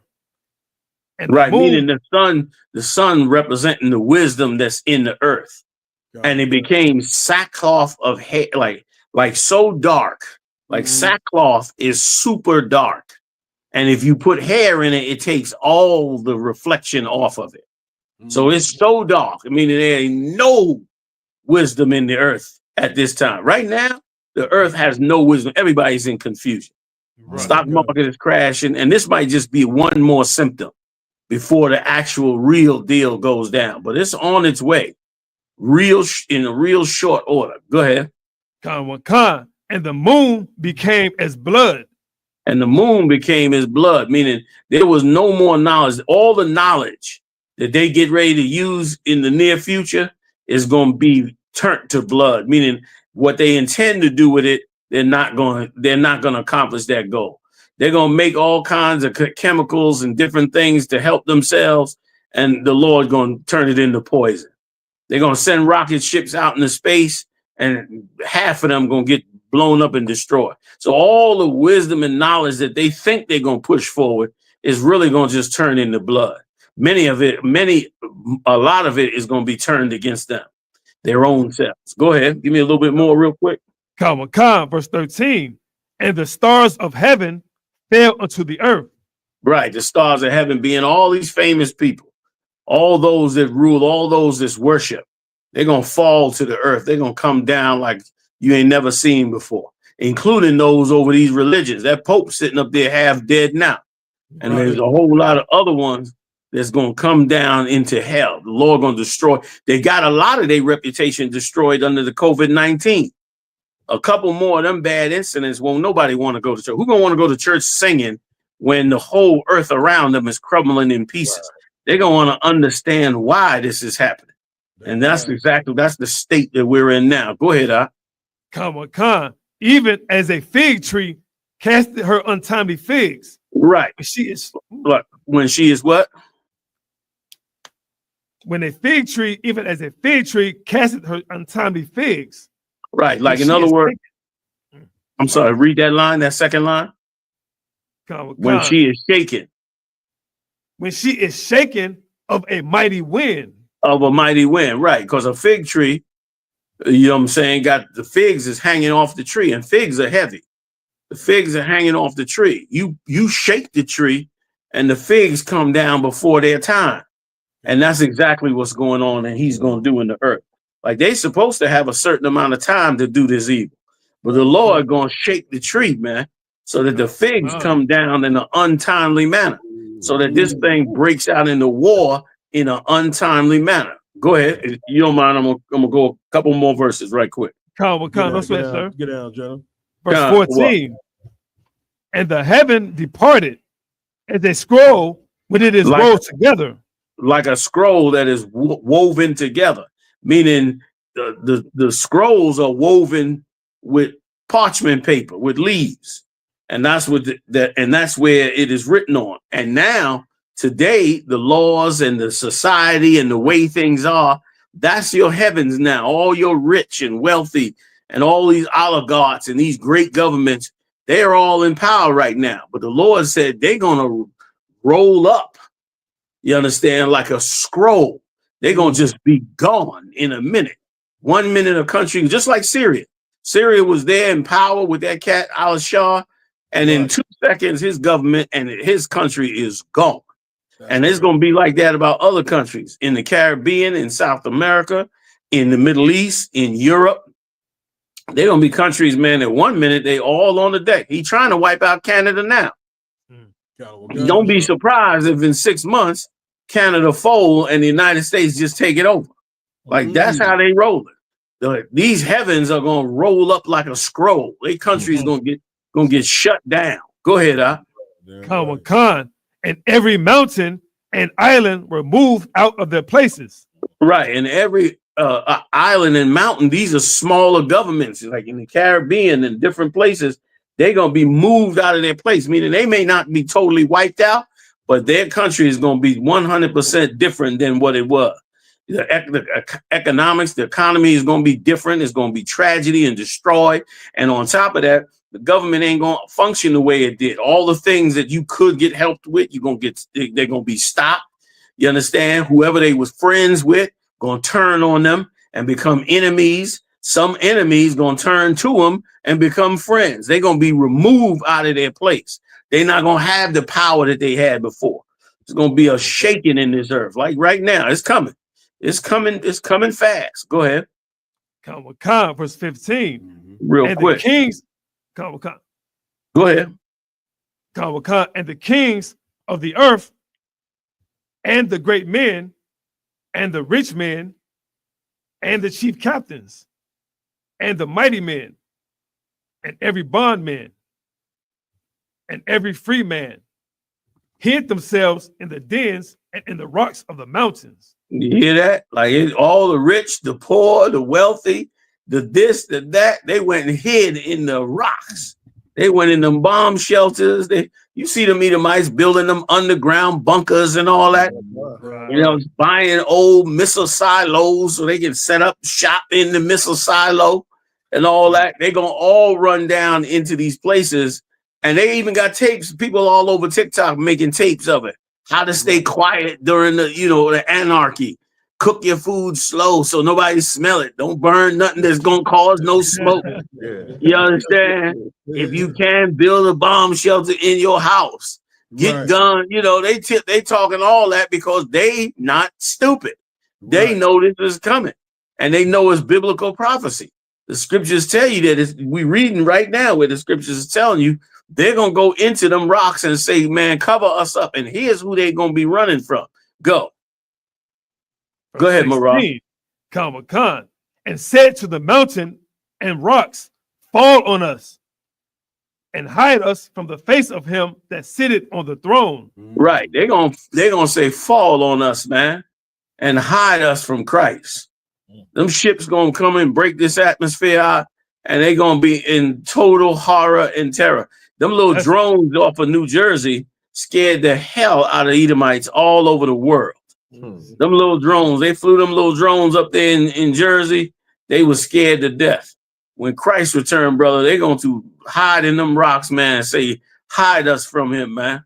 When they see them big black men jumping off them ships and stepping down to this ground, 7 feet tall, chocolate black, speaking Hebrew, they're going to run in them rocks, man, and say, yo, hide us, man. Blow up the entrance to the door. Let the rocks fall down and hide us. That's right. Because him that's sitting on the throne is just hell. And Edomites going to be under that terror for a very long time. Even after the smoke settles, they're going to be gathered up and put in chains for all their crimes on earth. Not just them, but every heathen on this earth. All the rulers of these heathens that came up against this nation are going to be dealt with. Go ahead, Damn right. Give it up. Damn right. 2 more verses, Malquad Salakia. Go ahead. Thing, John. Khan. And from the wrath of the Lamb. And from the wrath of Christ. Christ ain't no punk, man. That old 65 man they showing on TV, that ain't the cat coming back, huh? This cat coming back, man. You think they terrorists. He gonna bring terror and hell on this earth like they've never seen before. Go ahead, Warren. Khan, verse 17. For the great day of his wrath is come. Right. That's gonna be because the great day of his wrath have come. He brought that wrath back that he said he was gonna bring back. He ain't never lied when he was getting out of here and leaving the 12 and said, wait on him. You know what I mean? That he'll be back. You be with him in the regeneration. We in that time. And I pray he cut it super short. So we all get to experience it nice and up front in a front row seat. It's going to be something to see. You know what I mean? Our people going to want to have mercy on Esau. You're going to see Esau is suffering and be like, damn, can we cut him a break? And the Lord going to be according to my anger, not yours. Damn right. You know what I mean? So I yield the water. Man, give it up. You know what I mean? Listen, man. Once again, you know what I'm saying? Big up to Commander Jenny Yahanna. That's right. You know, man. Right now, I feel like a kid in the candy store. I feel like a kid in the candy store right now. Just hearing you break that down, General. And y'all brothers and sisters should appreciate the wisdom, you know what I'm saying, that the General is dropping. Because, see, this is what we need to hear right now. Yes, sir. You know, it's one thing to, you know, want to know what's going on in the world of entertainment and all that. But see, this is the wisdom that you need to hear right now, right, sir. That you need to be prepared for. The Bible says, wisdom and knowledge shall be the stability of thy times. You know what I'm saying? So this is what you're going to need to make it. You're going to need to know what's coming. Right. Not only know need to know what's coming, but you need to know on how you need to conduct yourself so you can be right with the Most High. Right. Like now is the time to get right with the Lord. We done enough playing in this place. Now is serious times. We read the story about, you know what I'm saying, the Third World War, pretty much. You know what I'm saying, on what we need to be doing. And for those of you who don't understand why God is going to destroy America, we just played a video right before this where a brother was basically almost beat to death for nothing. You know what I'm saying? Where he was harmed in his home in front of his child. You know what I'm saying? The cops say you just hit me, and he didn't hit him. And then you got Christians who don't understand why America need to be destroyed. Right. You know what I'm saying? Who don't know why the Most High is so angry, you know what I'm saying, with this place right here, and according to the Bible, why he gonna completely wipe America off the map. We just seen the video, we just seen the reason why God is gonna destroy this place. That's right. That's right. You understand? Where we at? Was that on that? Yeah, kind of. All right, where we going next? The next story we get is Salagia. And those what? Please hit them likes. Yeah, I mean, we want to say the water to everybody, you know what I mean, for tuning in, joining us on the special episode of Round Table of Truth here on Sunday night. You understand? We are also every Friday night as well from 8 p.m. Central, you know what I mean, all the way to 10. You know what I'm saying? Also join Commander Jenny Yahanna tomorrow on the Black Watch. I believe, General, you 9 p.m. Eastern, correct? 9 p.m. Eastern Standard. That's right. 9 p.m. Eastern. Join 9 Commander p.m. Jenny. Eastern. Join Commander Jenny Yahanna on the Black Watch tomorrow and every Monday. You know what I'm saying? As he get it in, you know what I mean. And so we would just say the water for General joining us here on the Round Table of Truth again. You know what I'm saying? And please make sure you pay your tithes. That's right. Pay your tithes to the ISUBK so we can continue to do this work of the Lord and so you can continue to get this wisdom. That's right. Like now is the time, you know, that time to stop listening to the Christian church and start listening to the certified prophets of the Lord that the Most High that rose up in this time to wake us up. Right. So what we have with it. So like we got a video coming up next. It's something that happened at the Trump rally. It says black activist takes over Trump rally. What happens next will give you chills. Let's watch it. Oh, just come up for a second. Come on. This young woman, I walked into, I don't know what the hell restaurant it was, but I walked into this restaurant. And we do it very quietly. We don't announce it. That's for, security reasons, everything. I walked in. She's behind the counter, and she didn't know I was coming. And she goes, "It's President Trump." She looks at me. "It's President Trump. You saved my college." And I said, "How the hell do you know that?" She said, this one is so smart, so sharp. She grabbed me. She gave me a kiss. I said, "I think I'm never going back home to the First Lady." Keep that quiet. See, now, for the average politician, that's death. For me, I don't care. I just want to tell you, you are an unbelievable person with a great personality. You lit up the whole room. You lit up the whole room. I said, weeks later, I'd go, "Who is that person that was so incredible?" She knew everything about me. She had no idea I was coming. She knew everything about me. And the historically black colleges and universities, I gave millions and millions, billions of dollars to. They kept coming back. And I said, "Why are you doing this?" And we gave them long-term funding. And she knew that because she said her college, she loved her college. She said it was so great, right? You loved it. The illustrious CAU. Yeah, that's right. She loved her college, and she said, "You saved my college." What was your college? Tell them. The illustrious Clark Atlanta University.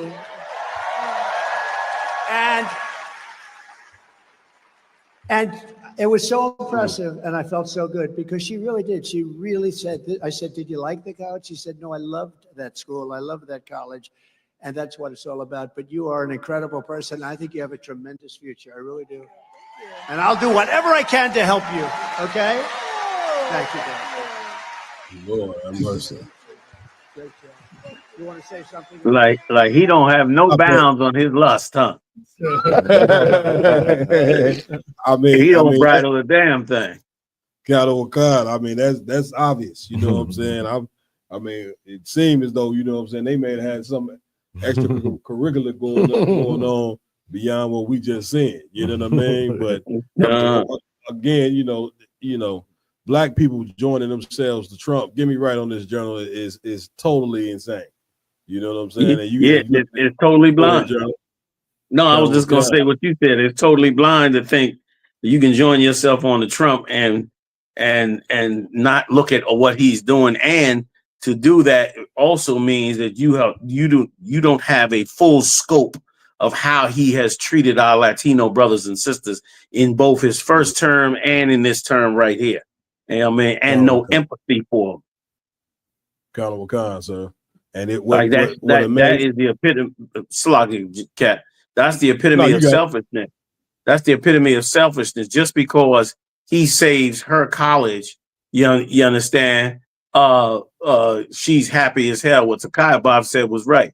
Like just because he's saves her college, she's ready to kiss his ass. And of course, he loves it when you treat him. And he's like any man. He is a man, so he loves a beautiful woman and probably loves black women. And he's been in the entertainment world. I'm sure he's had plenty of black women. and that reminds him of all that he used to have in his heyday. You know what I mean? So it's nice he helped that college out, but what is he doing on the other side of the table that's not being seen so clearly? Like right now, you got Latino brothers in cages in Guantanamo Bay. Right now, you got U.S. citizens, according to the reports. You have U.S. citizens being picked up. You got ex-military soldiers who as soon as they came home in uniform, picked up by ICE agents, arrested, and taken to deportation centers. Like, that's the kind of nonsense you see on the other side. So, you know what I mean? I don't know what she's so excited about, but, he saved the college, I guess, but that shows you that all that college never gave her perspective. You know what I mean? With all that so-called education and supposed to be really educated if it's a historical Black college, yet it didn't rub off on her to recognize the wrong that was being done to the 12 tribes of Israel. This cat here, he been slamming Black people since the days he called for Obama's birth certificate. So what's so exciting about him helping these Black colleges? I'm not impressed. God. And get it, General Hand. No time. Go ahead. You got it. Hey, Salaki, if I may, I don't know if anybody else caught this, but like Donald Trump didn't even know what college it was. Like, if it was that much, so if it was that so influential, what he did, he would say, "Oh yeah, it was Clark Carolina." Right. But he basically had to have a sister. He had to kind of coerce the sister to say what college it was. Right. Like, it's all a scheme and a gimmick. We talked about the white man being a devil earlier and him being a deceiver. It's all deception. It's a deception for us to see a woman that got a tail all out in the middle of the stage, and that's like black men. We gonna look, we gonna watch, we gonna see what's going on because he put her up there whole time. He using it as a just to be deceptive. He never even said what restaurant he went to. What was the restaurant? Right. He ain't said. The only thing he accounted to was the stuff that was gonna help him, or that was good for him. Nothing else really mattered. Hey, can I throw one more in there? I know I'm out of turn, right? Go ahead. But Amarwan, you brought up a good point. You know what I'm saying? Like, here she is. Like, first of all, the whole reason he's impressed by her is because she has a full history on who he is, and because she's beautiful or supposedly beautiful. And then she turns around, and she didn't use any of her intellect and any of her grasp on politics. Instead, she had a grasp on who he was, and then turned around and, basically flaunted her body and her sexuality to win favor of him. And he brought that out in the statement. "Oh, you're a beautiful woman. I'm gonna do anything to help you," because he's looking at her beauty. And yes, she was kind to him and knew about him, but really her sexuality, she didn't really use what she should have been using. Like, why didn't she bring up the issue of how he said in his first campaign how cops should slam Black suspects' heads into the roof of the car, onto the edge of the car, and that's how they used to do things? Why she didn't bring up how he spoke about Black countries and called them shithole country? She didn't bring none of that up. She didn't have a bad word from what they were saying on that stage. She didn't have a bad word for him. She just was willing to be a sexual object and a groupie to gain his favor. You know what I mean? All the evil racist things he said, she had the golden opportunity to say something and didn't. That wasn't impressive. Our sister got in that situation when they wanted to destroy our country, and she went to the king and told the king how it was wrong and how his men had gassed him up. You know what I'm saying? That's what our sister did. That's right. She could have did the same thing. I don't know if she was a Hamite anyway, or an Israelite. She had a kind of a Hamite vibe, trying to pretend like she one of us, but I could be wrong. Salaki. I yield. No, God, give it up. Yeah, man. Come on with it, Yaradan. Yeah, if I could, sir. Please. Also, when I saw this other one, it kind of reminded me of the whole green letter that was written about Abraham Lincoln. You know what I'm saying? Because black people think that, you know what I'm saying, Abraham Lincoln was such a great man for abolishing slavery. When we know, because we do the history, that he abolished slavery not for, you know what I'm saying, black people, but he abolished slavery, you know what I'm saying, to save the Union. Right. And he said if he could save the Union without freeing the slaves, he would have did that as well. You know what I'm saying? So like what I'm saying is this, linking the two things together, is Donald Trump probably saved the college for another purpose, you know what I'm saying? Not to do anything for them, but they're gonna accept it as a gift, and he's gonna take the honor that comes behind it, you know what I'm saying, and take it as a gift given to it. But he didn't set out to help you at all, you know what I'm saying? What you saying so heavy out, you know what I'm saying? Like that right there is like the Bible say they have held my people slightly. Right? Like that right there is what you call a crumb. You know what I'm saying? To deceive, you know what I'm saying, the masses. You know what I'm saying? Like, well, he supposedly saying his college, but what about the ghettos in Black America that's suffering? You know what I'm saying? We were just in Gary, Indiana yesterday doing camp. It's a community that's been totally wiped out. But you're gonna go and you're gonna help a college, you know what I'm saying, to make it seem like you love black people. And man, black people, man, you better listen. You better get your head right, man. Like, stop letting these people, you know what I'm saying, basically bamboozle you.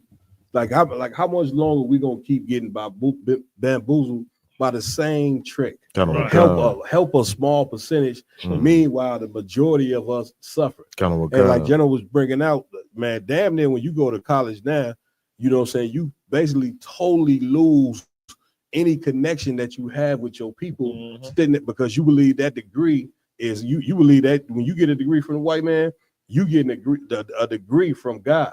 You know what I'm saying? Like, once again, you come up in this ISUBK, whether you have a degree or not, this is the education that you need. Damn right. You know what I'm saying? Like a brother asked the question on here, can you graduate from this university?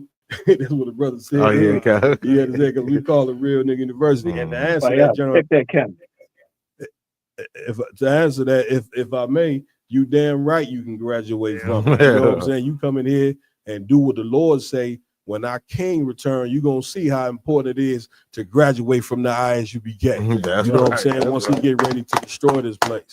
You understand? So, you know, that's all I wanted to say on that. You can run one. It's like, I just wanted to, but like, please, you got of course, I'm a paraphrase, but it's like this just so heavy when the scriptures talk about, you know, how much a gift destroys the heart for us. You know what I'm saying? That's it. Like that sister just showed you what it meant for, like, she kept throwing up them, signs. God. You know what I'm saying? Go ahead. No, it just, I mean, exactly what you were saying. Like she throwing up the signs. She like that's the, like, our oppressors know exactly what drives us away from the Most High. They know what drives us away from the Most High. That's why they give us certain days, Juneteenth, and all these little things. Historically black colleges, that's, to be honest with you, they no longer really historically black, because you go into them now, it's white.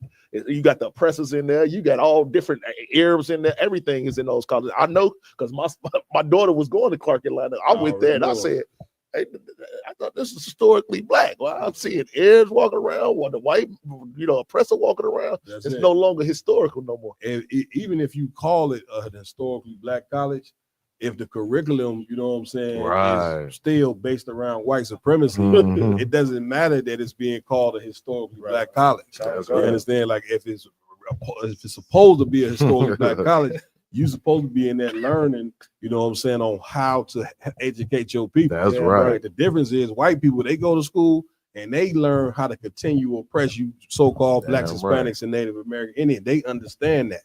You understand? Meanwhile, you go and all you do is learn how to worship white people more and more and more and more. And then you go join the damn Greek fraternities. Like she throwing up these damn signs like it means anything. You see what I'm saying? Once again, this place teach you how to be selfish. You know what I'm saying? Not on how to love your people. You see what I'm saying? And if you're gonna have a nation, you got to love your people first. You know what I'm saying? And use whatever and use whatever education that you get to help your people. You see what I'm saying? So Mariah. If I could, Cap, if I could, Please. this devil, man, I put up on Facebook an interview that he did years ago, where he said that black people are the smartest all around. But he said something about he was like, I wish I was black. And I don't know why in the hell he said that. Who said that? Donald Trump doing one of his old interviews. Oh Lord, man. That's all. Yeah, he was trying to say that blacks have so much advantage over whites, right. And that if he had to do it all again, he would love to come back, you know what I mean, as somebody black, because they have so many advantages and things that they could do. I guess he don't remember them 400 years we just went through of oppression and mayhem on our back. He don't see none of that. All he sees is somehow we got some. Imagine that. Go ahead, Joe. For you to believe that black people in the state we've been in, like somebody need to let him drive through Chicago or something. like the state we in, you got the nerve to say that blacks have a lot of advantage over whites.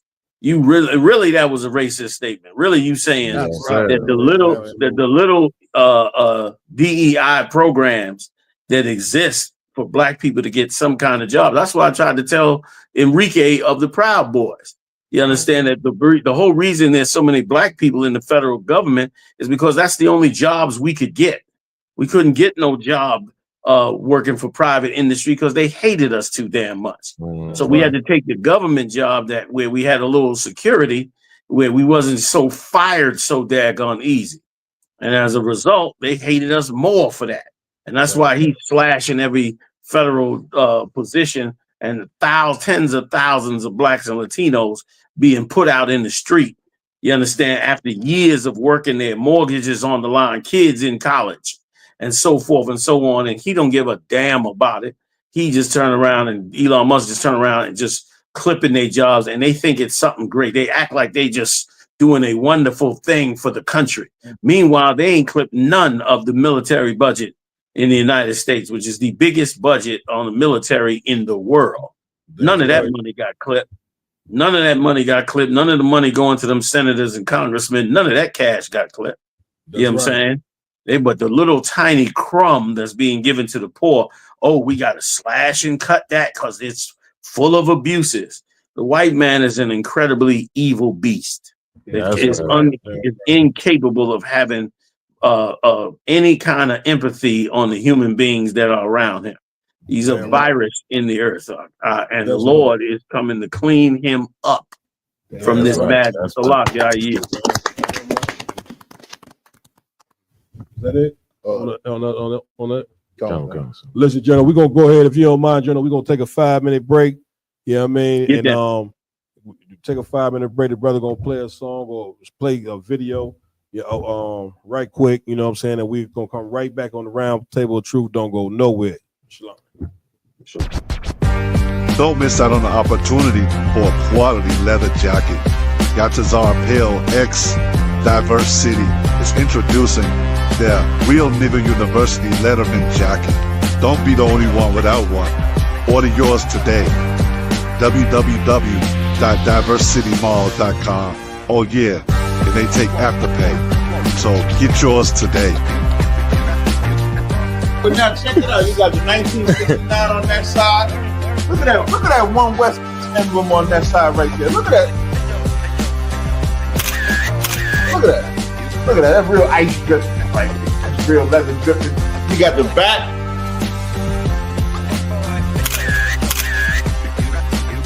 And then, if anybody ever questioned us putting nigga on the jacket, you got Acts 13:1 engraved right here on the front.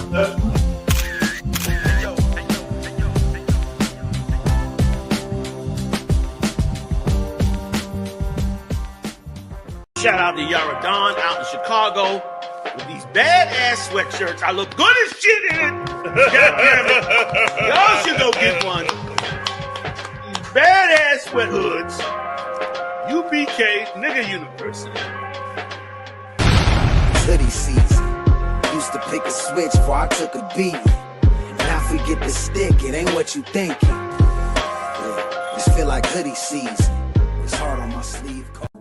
A lot of people from Ukraine, a lot of Asians, a lot of Afghanistani immigrants coming into this country, and they don't deal with the same, you know what I'm saying, issues.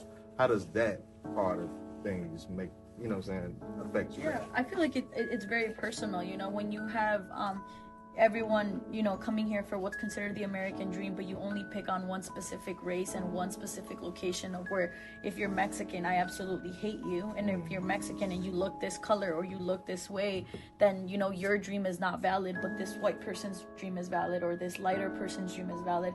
It feels very personal, and it feels very, very traumatizing that by the skin color or where you were born, like, you no longer kind of deserve this, like, humane respect, you know. That's very tough. That's the reason why a lot of our Mexican brothers and sisters live in fear for ages. A lot of them pass away from undiagnosed diseases because just by us looking Mexican, just by us having Mexican names, showing up to the hospital, to clinics, to bus stops, like, that automatically gives us, you know, a disadvantage that unfortunately kills us in the long run, you know, whether it's mental health issues. A lot of our people suffer from really bad mental health issues because if you're in a classroom and you're Mexican, you're instantly looked as uneducated. If you're speaking Spanish at a grocery store, you're gonna get looked at to make sure you're not stealing something, that you're not, you know, when Trump called us all rapists, like that in of itself is so inhumane. And, you know, you kind of see him go to these people to, you know, send back criminals, but yeah, we have shootings in schools every single other day, and a lot of them are white, you know, but it's because they're white that we're not doing something about it. But then you have Mexicans who, you know, after the Lake and Riley Act that was just, you know, passed at the federal level, if you get accused, not even sentenced, if you're accused of a crime, you can be, like, instantly deported and detained. That's if I'm walking down the street and someone says, hey, she stole something from the gas station. I didn't necessarily have to steal it. I can be taken in and I can fully be deported. So that in of itself is targeted, it's inhumane, it's unjust. And I think, I think that Trump hates Mexicans because I feel like he sees the power that Mexicans hold, and he sees how much Mexico helps this country. And I think he wishes that this country could run without Mexicans. And he wants to prove that, you know, Mexicans don't really hold the power. But I think he knows that that a lot of Mexicans, like I said, grow your crops, run your businesses, and have a lot of, you know, very, very educated people. And that's why he's scared, and that's why he targets us. But, you know, we're here, and I think we're not going to go anywhere. We have too many deep-rooted just passion for this country, and a lot of us love this country. You know, we can, as much Mexican as we are, like, we are thankful to this country. I'm thankful for, you know, the health insurance, for instance. That's something that my parents would have never been able to get in Mexico, you know, for the education that I received, for the privileges that I've gotten in this country. So we don't hate this country. We love this country. We just want to be able to be a part of it, and we want to be able to get taken serious and to, you know, live a healthy lifestyle without being scared every single day of whether or not we're worthy of being here. You know, you don't have to be an attorney, you don't have to be an engineer to deserve everyday rights. Like, you can just be someone that sells fruit outside of this building, and you still deserve to get treated like a human, not even a citizen, a human. Humanity is being lost with Donald Trump as president. We are, you know, no longer getting looked at as whether or not we're human. It's what do you have to offer to this country, and are you worthy enough to be here? And that completely, I feel like, as much as he claims, you know, to fear God, and I think that's bullshit, because God would be so disappointed in him and everybody else that thinks that, you know, only a certain amount of people deserve to be here.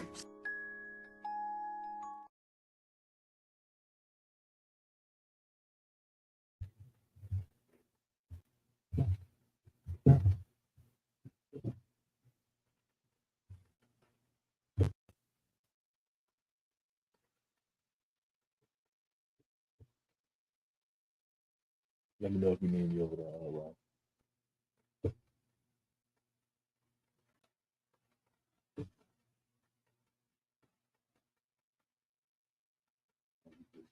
Good.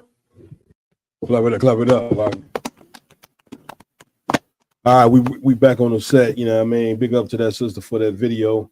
Once again, the Round Table of Truth, you know what I mean, is a podcast, man, for Blacks, Hispanics, and Native American Indians. That's right. And we definitely want to bring, you know what I'm saying, a notice, you know what I mean, to what's going on these reservations that nobody is talking about. Right. as well as our Hispanic brothers and sisters are being deported.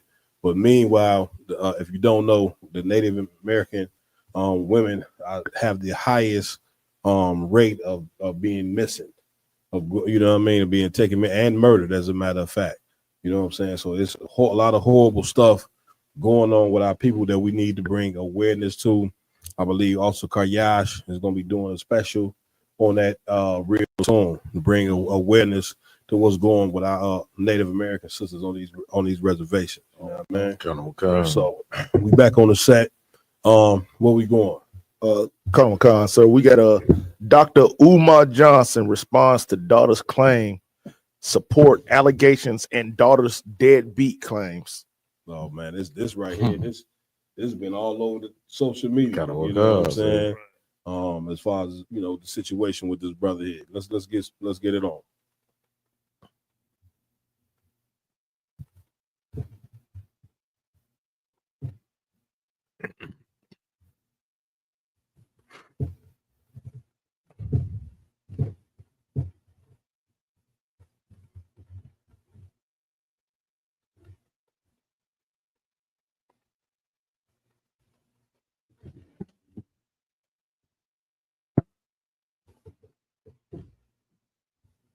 Journal back on. Con, I'm here. Con, sir.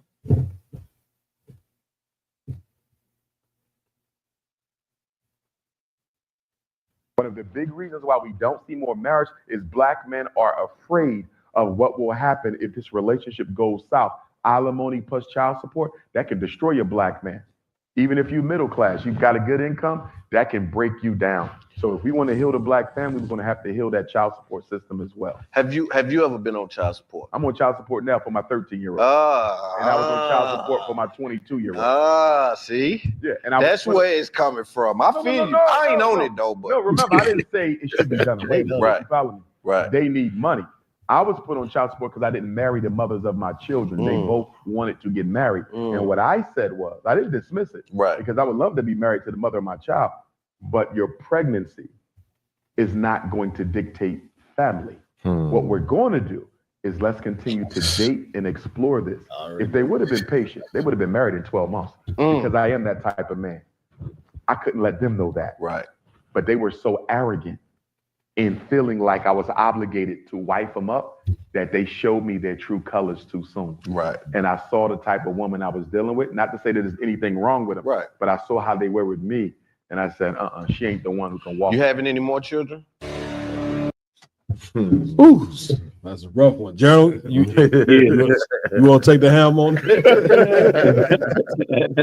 I mean, first of all, we don't endorse anything that Umar Johnson says. Right. Pan-Africanism, all of that, building schools and all of that. We don't endorse any of that. You know what I'm saying? But I will say this, that what Umar Johnson is going through is so common in the United States when it comes to black men. Yes, and sir. I think the host of that show was not giving him a fair shake, almost trying to tell him that his stance on, child support and relationships are based on his own suffering in child support. But I think that he's on the right track when he says, we're going to have to fix something we've been saying for years. That's one of General Muhammad's main, it's been one of his main peeves for years, that with the child support system between a man and a woman, this is extremely difficult. You understand, unless you have wealth or have incomes from places that can't be touched, it is extremely difficult being caught up in the child support system. Nobody wants to do it. No black man wants to be tied to it. And now we come to find out real quick that the states get the bulk of the benefit of the money. The money doesn't even go to the mother and the children. So it's a big government hustle when they keep the majority of the money. Once again, another tool to divide us, make us hate each other, men and women, and make us utilize their power to destroy one another. Many women do it, think it's great. And if I could I tell you something that this sister came out with today? This sister went to a singles, it was a singles like dating party. It was for black singles to get together and to date. They ran the count of the people at the party. It were 80 black women and 10 black men. 80 women showed up at this party, and none of them had even had a man to talk to about dating. They had to sit there and talk to each other, while the 10 brothers picked 10 women, and that was the end of that. And so 70 women had to go home feeling inadequate and ugly, and the divide is even wider because men are beginning to see that they're just preyed on because women are being taught to be arrogant, to be foolish about some of their decisions, and above all, to utilize Esau's system. And I remember when they first was really pushing that child support, and we were coming up against it. Yes, sir. We told women after a while, you're gonna have no men come for you. You're gonna have no men when you need it the most. And sure enough, now tons of them are sitting around calling their baby daddies up, saying, "Come on back and take care of this 15-year-old child that I never took care of." You understand? This damn near grown man, if I could, Cat. They're sitting in her living room eating up all the cereal, wearing a hole in the damn couch, refusing to go to both school or to work. You understand? And smoking weed the minute she go out the door to go to work. And once again, because of course you can't raise children without a man in that house. A man is for discipline. A man is for discipline. A man is for order. If you don't have that man and his strength and his force to keep order, then those kids will just start to run all over the top of you. And the next thing you know, two things will happen. One of two things. One, you'll turn into a dragon yourself trying to keep control of them with your emotions, or they'll just end up in the street at a young age doing whatever it is that they think is best for them to do. And that'll be the end of that. And as a result, that brother will be paying child support while on the run. And so now, come to 2025, the women have no men. There's no more men. They either lock them up, destroy them. They running the other way from you. You made them gay. You was all about supporting the LGBTQ. The men have been minimized in this empire. And if Kamala Harris had gotten into office, they really was going to step it up. They was going to bring the woman forefront and make her the leader of Black America, which was going to really put brothers in that when the whole problem is you're avoiding the elephant in the room, which is that Black men have to be put back in charge. It is the order of God. Churches filled with 20,000 black, damn right. Churches filled with 20,000 Black women, and you trying to beat the soul out of every Black man in the damn place. Eventually, you'll have no Black men.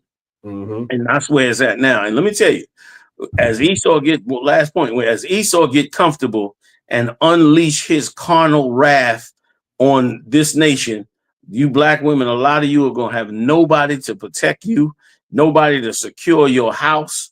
You're going to lose sleep at night. You're going to be tired as hell at that job because you're going to be worrying about what the hell is going to happen to you. You're going to be buying a dog to try to hear any sounds that come to the house. You're going to and some of you going to try to step it up like you can handle it yourself. Right. You'll be the boss. But that will not help you when the true terror of what's going to happen in these cities comes to fruition. So just to circle it back real quick, Kat, Umar Johnson is suffering just like millions of Black men in this country is suffering. And Black women and Black men don't realize the damage that this creates and how little real benefit there is to those sisters. That's why things like this should be done among us and our nation, not done among Esau. Not at him. You know what I'm saying? Like he's just gonna slash and burn and take everything he can. No matter if the man got to live in a shelter and go to work from that shelter, he gonna make sure he take all that money whether he be destroyed or not, and not even give it to the sister. She ain't even gonna get the bulk of the money. He gonna give that money to the state. You'll be homeless, working a job. The state will be getting the bulk of the money, and that black woman will be getting crumbs, having helped participate in the total the total wipeout of you, which is dumb as hell. So, Salaki, how you? God, give it up. You know what I'm saying? Go ahead, y'all. Yeah, if I could Please. too. I don't want it, the whole thing with when it come down to Umar, you know what I'm saying, like him, you know what I'm saying, because he called himself, you know what I'm saying, he self-proclaimed the King Kong of consciousness, you know what I'm saying? So he the King Kong of consciousness, but at the same time, he don't realize that, you know what I'm saying, sex is marriage, you know what I'm saying? You know, like, you know what I'm saying, like this is something clear to see in our culture, you know what I'm saying, in the Bible, you know what I'm saying, for our people, you know what I'm saying? That's right. And this brother, you know what I'm saying, he's not gonna take the stance, you know what I'm saying, that he lay with this woman, that he has that responsibility with this woman. I understand the part, you know what I'm saying, when it comes down to on both parts. That's right. You know what I'm saying, like, you know, it shows how this system is destroying the black household, you know what I'm saying?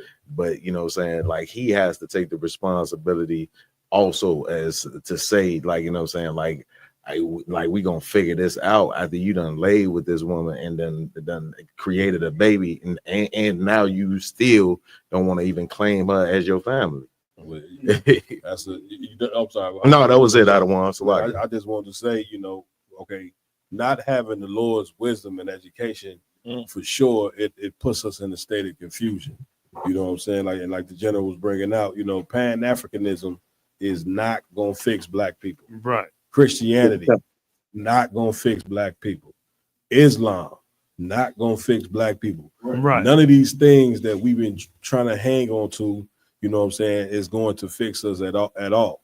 You know what I'm saying? I know this brother, you know, has a lot of popularity, you know what I'm saying, for being a Pan-Africanism, but you can see that this brother, because he don't have the wisdom, he don't understand that the minute you lay down with a woman, you are now committing, you know what I'm saying, that is marriage, or whatever the case may be. Because if you don't look at it like that, then if you don't pick, meaning you don't pick the right woman, then you're gonna end up on child support. Right. You know what I'm saying? Like the general was just bringing out, this system has been created for us to be enemies with one another. You know what I'm saying? You know how you beat child support? Make sure you lay with the right woman and stop chasing your lust. When you chase your lust, and then, you know what I'm saying, now the results come after you done laid with this woman. And we don't even, this is a full educated man, and I ain't coming down on the brother, but this is a full educated, so-called educated man and so-called doctor that doesn't understand that sex is marriage. Right. You see what I'm saying? That picking the right woman is the most important thing that you can do. Yeah, right. You understand? Like, you know how you beat child support? Pick a woman, and you and that woman have an understanding that, first of all, when we lay down in this bed, we marry, and we marry for life. You know what I'm saying? And eventually, you know what I'm saying, child support will be wiped out. You understand? Because these two parents is not together, and they not relying on child support. You know what I'm saying? Like a woman leans on child support, meaning she knows she can get rid of this man and then go to the government to get this money. So you gonna, you know, separate. And this wasn't even the case here. This case was the sisters was trying to be married to the brother, but he didn't want to do it. Because some cases is the woman get rid of the man, you know what I'm saying, and she can go to child support. Like Jenny Yahanna just brought out, the state is getting most of the money. Right. So they created these different government things to destroy the fabric of the black family, man. And understanding, let me tell you something. In this country here, everything is based on materialism. You know what I'm saying, and money and wealth. And you take the materialism, money and wealth, and you put it above wisdom. You see what I'm saying? You can't take money and wealth and put it above wisdom. You should be able to see that by now. Like we just was saying that the stars of heaven are gonna fall. Meaning the cats that you look at for the wisdom, the Lord is starting to expose that these cats don't got the wisdom that you think. You see what I'm saying? The worst thing that you can do is lay with a woman and not be committed to that woman after you lay with that woman. You're going to destroy that sister. And I thank Commander Jenny Yahanna again for holding on to this truth and teaching brothers, you know what I'm saying, on how to deal with a woman the right way. Yeah, right. And also, Good, sir. Please, Mariah. If this brother will understand the fact that we are not Africans, because everything he say, he's saying that we African. Keep, you know, comparing us to Africans. Dr. Umar Johnson, we are not Africans, brother. Come get this understanding by commanding General Yahanna. You know what I'm saying? You will learn how to take care of your wives and actually marry those wives. That's it. Sex is marriage. Damn right. Damn right. I definitely care. General, you had anything else on this? No, y'all got it in. No sweat. Where we going next, priest? So next joint is slog it. Ain't no sweat. Tiana Taylor reaches multi-million-dollar divorce settlement with Iman Shumpert. Tiana Taylor is securing multiple homes, luxury cars, hefty 7-figure payouts as a part of her divorce settlement with Iman Shumpert. We got a video on his daughter. Come. Oh, is it? Okay. Is there any more? I'm finna. Okay, no sweat. And now this story here, Geno, has also been all over social media, you know what I mean, with this brother and this sister, you know what I mean. The brother's a real famous, basketball player. Right. And the sister is a famous actress, you know what I mean. And so this story here has been all over the news. Come. Go ahead, priest. Come. Please. Oh, Salaki. I didn't know if the general wanted to say something. No, go ahead. I want to hear more of the story if I could. Come, sir. This from Black Enterprise. Tiana Taylor is securing multiple homes, luxury cars, and a hefty 7-figure payout as part. They got a bunch of ads popping up. If you could put it up there too as well, priest. And so like it, 7-figure payout as a part of multi-million-dollar divorce settlement with Iman Shumpert. The former couple, who were married for 8 years, finalized their divorce and agreed on who gets what as part of the settlement. Taylor will receive 4 luxury homes worth over $10 million, a one-time 7-figure payout, and several high-end vehicles.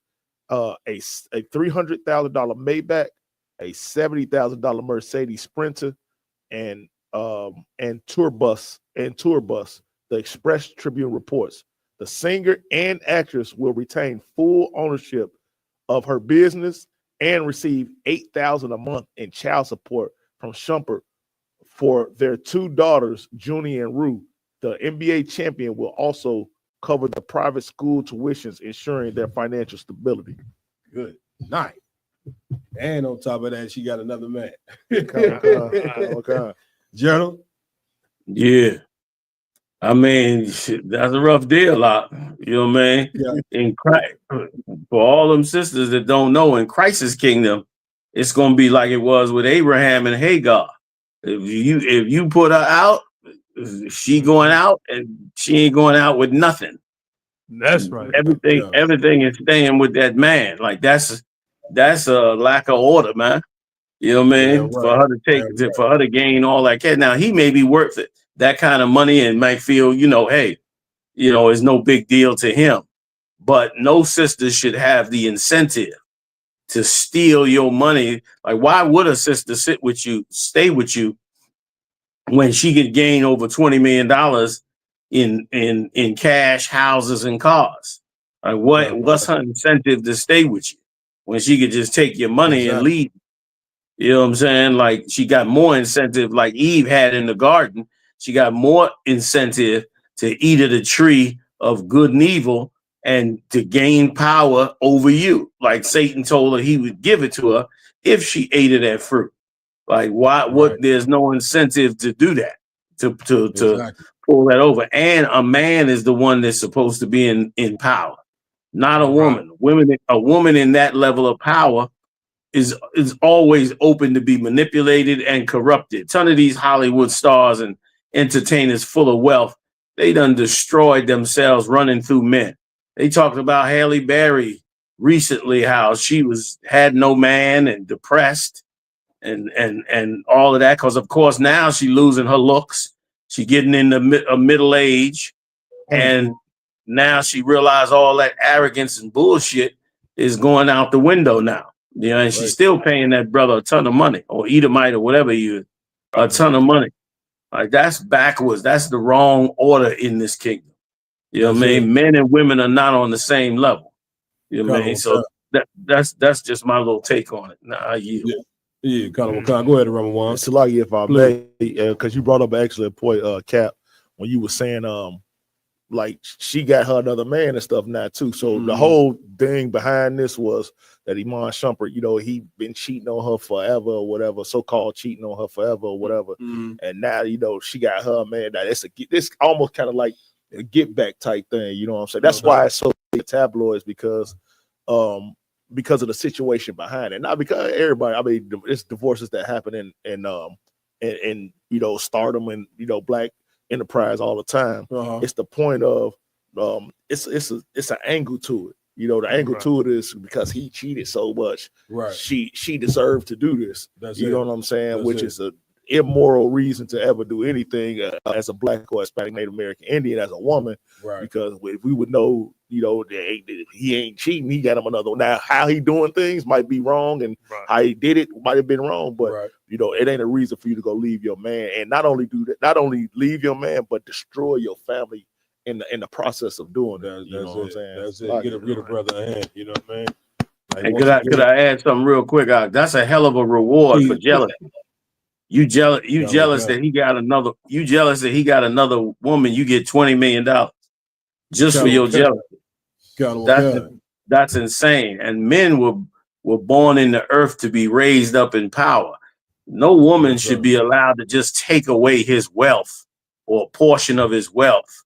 You understand? And his children and his houses, and sit back and he continue to have to pay her while she's in his house sleeping with another man. Like, that's heinous before the Lord. You know what I mean? But in this evil, wicked kingdom, once again, you'll get dragged before a child support court so the state can make money off you, and then you know, and you won't have any power once that's done. But when she gets ready to just take anything she wants from you, or take a good portion of your wealth and success, she has a right to do that. That's a level of emasculation for any man, whether he be wealthy or unwealthy. And men are not, you're not supposed to build a government that emasculates men and gives women power, especially based on their own evil. Who knows? What if she went out there and he knew it, that she went out there with another man, and then he turned around and decided to go get him another woman. She leaves him, she still gets a $20 million payout, even though she was the one that broke the marriage bond by going out there. And there's so many hoes out here, especially among our people. Among our people, bro, with all the propaganda over the years, it's whole city in the Black and Latino community. Every rapper is trying to make her a hoe. Every social media is trying to make her a hoe. Everybody in the earth is trying to make the Black woman get naked. And she misinterpreted it as beauty, as being beloved, when the whole earth just wants to see you naked, especially a white man.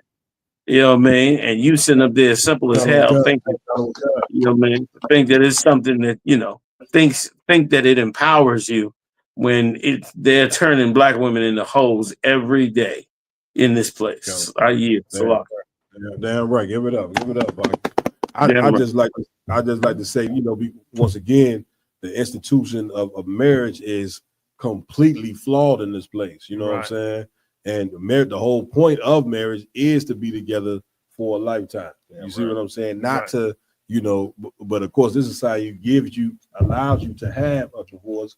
And so if you give a person out, what's the whole point of them remaining in the marriage? You see what I'm saying? And so, you know, that's and the big thing, another aspect that people don't look at is, what I learned in this society is nobody gives a damn about children. Right. You see what I'm saying? Like, nobody is going to look at the fact of the two daughters that they have together, you know what I'm saying, now being destroyed because, once again, a broken home has been created because of the system of marriage here in America.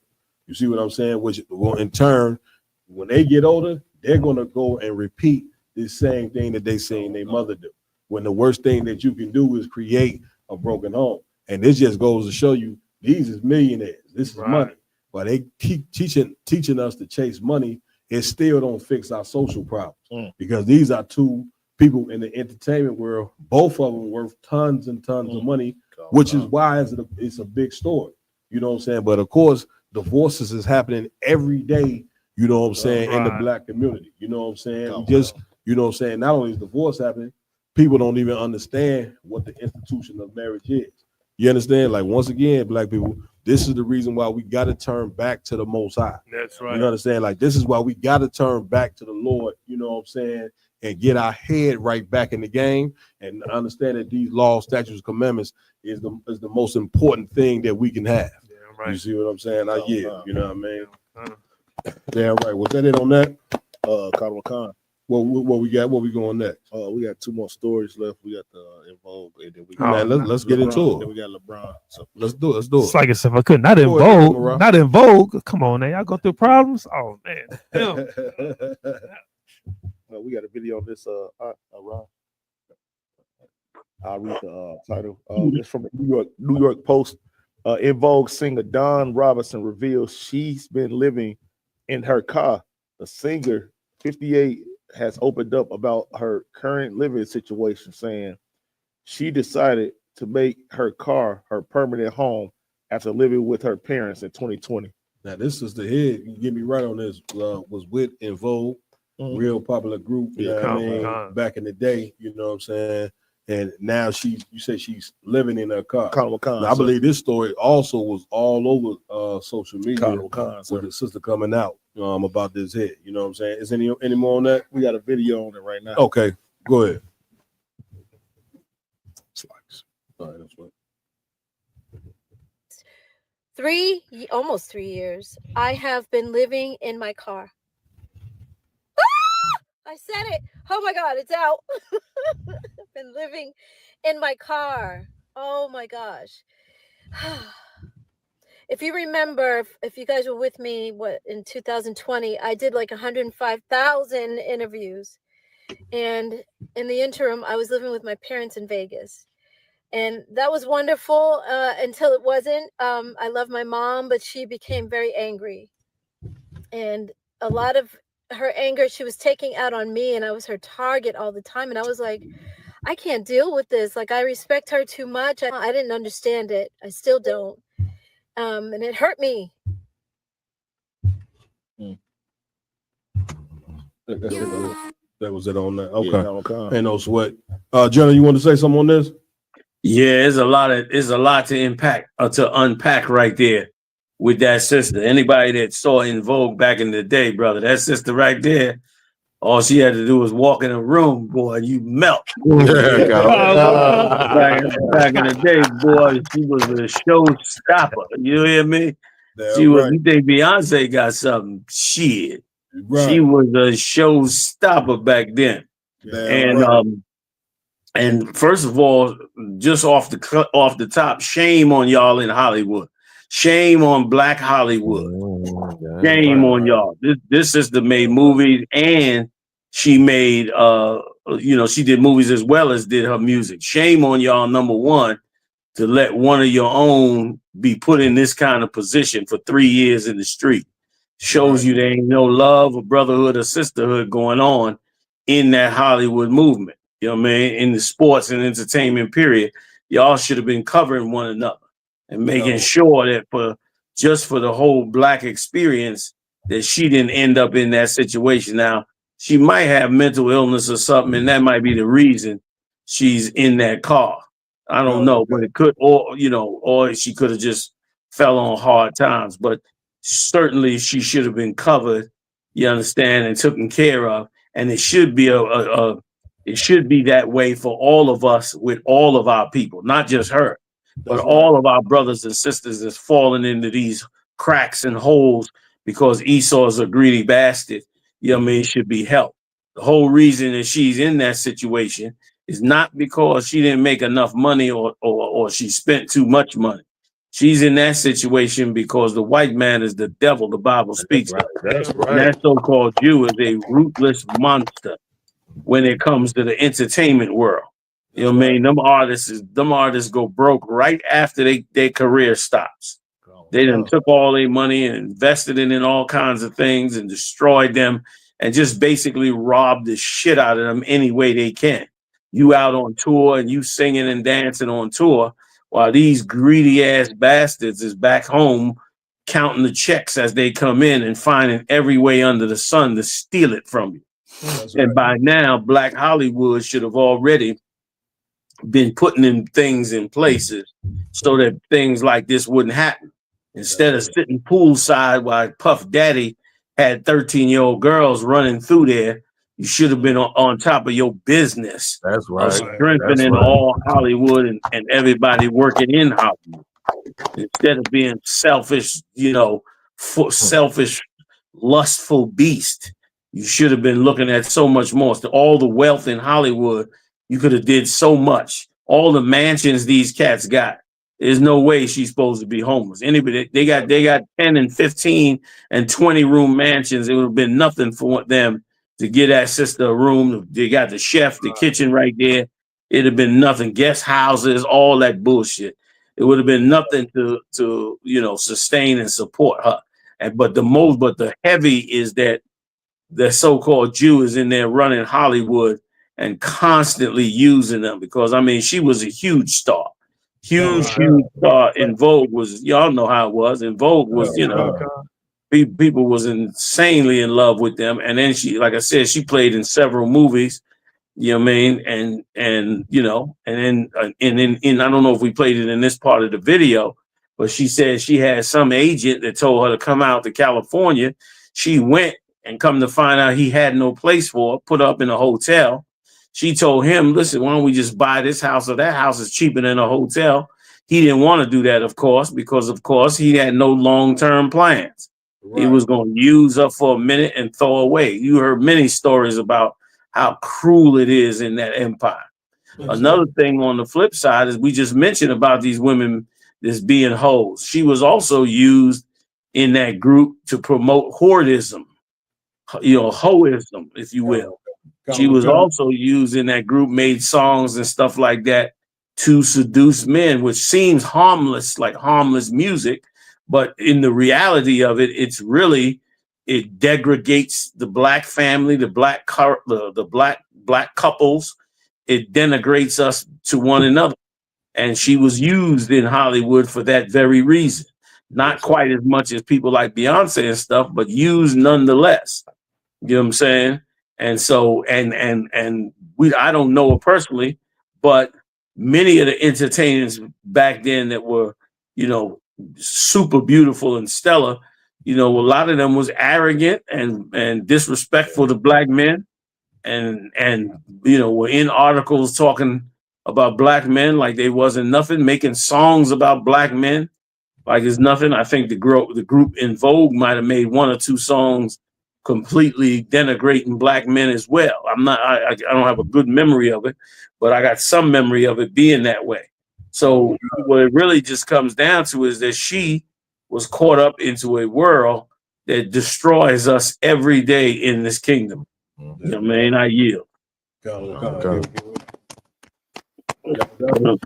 If I could just piggyback on the general's point about Black Hollywood, I just seen a video earlier today with Jermaine Dupri.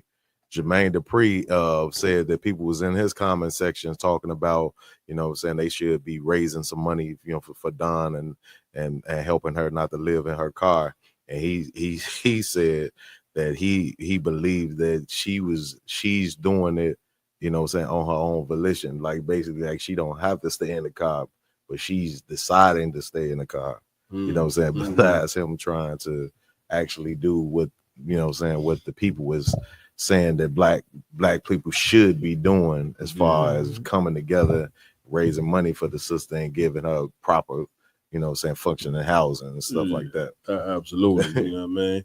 Listen, I if I could, once again, it just shows you how dysfunctional, first of all, Hollywood is, right? But of course, Black Hollywood. And it goes to show that jumping into the entertainment world doesn't mean you escape the curses, what I'm saying, that we have as Black people. And one of those curses is hating one another. Right. You know what I'm saying? This sister should not be in that position.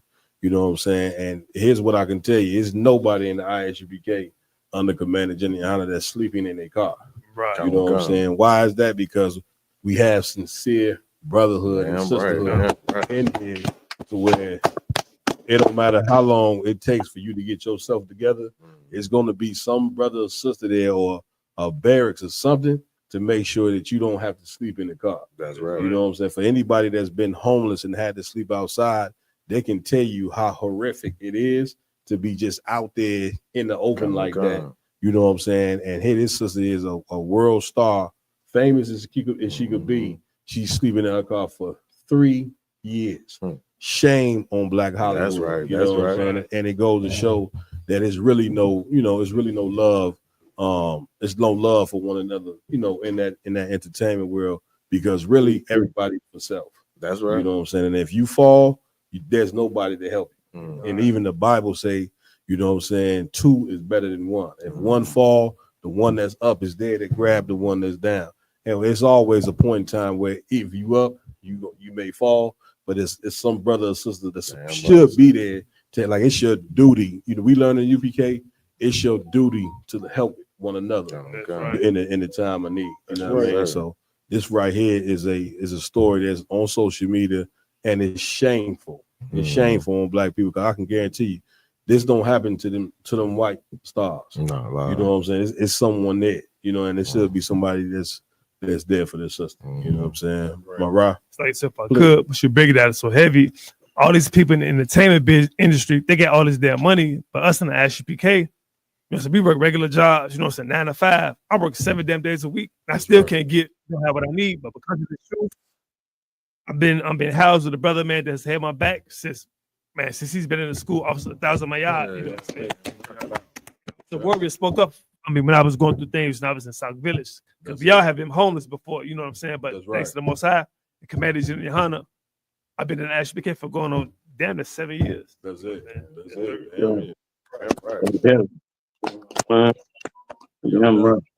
And she's 58 years old, Malqua. Good night. She almost 60 years old. She looked good for her age, but she's still almost 60 years old. Kind of what you know what I'm saying? Which is even more shameful, General, that she has to experience homelessness almost at 60 years old. Yeah. You know what I'm saying? Like, where's her family at? I don't know if she got children or what. You know what I'm saying? But this is just a black eye. You know what I'm saying, on us as a people. You know what I'm saying, that and not just because she was famous, but nobody should experience that. That's right. It's horrible. You know what I mean? And if I could add one more thing, Cat, please, you know what I mean, and let this be a lesson to Black women. Your big mouth you're gonna end up alone by yourself. You swear you got it covered. You don't got it covered, man.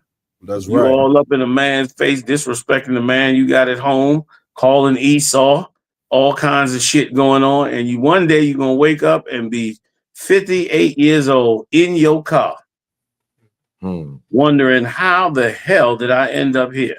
That's right. Like, don't shut your mouth. That's right. That's right. Shut your mouth and have a nigga there at the end of the day to help you get up off the chair, you know what I mean, and hand you your cane and allow you to feel some sense that you are still loved. That's you know what I mean? Don't mess around and end up like her, where you got to tell YouTube how you feel. Instead of telling that man who hopefully stuck with you because you was kind to him when you were able to be. Right. You understand? There's now kind and committed to you.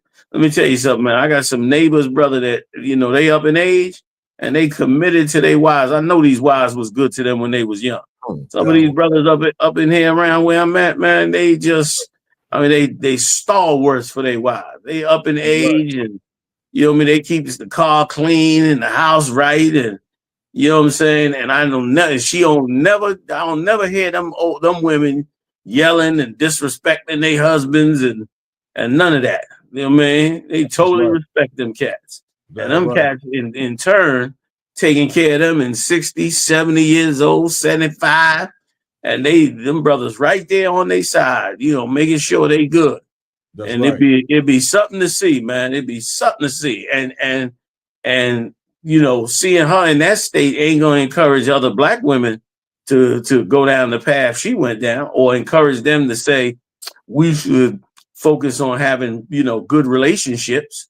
Right. Black women gonna say, I'm gonna have to go for self, because look at this, look what happening with her.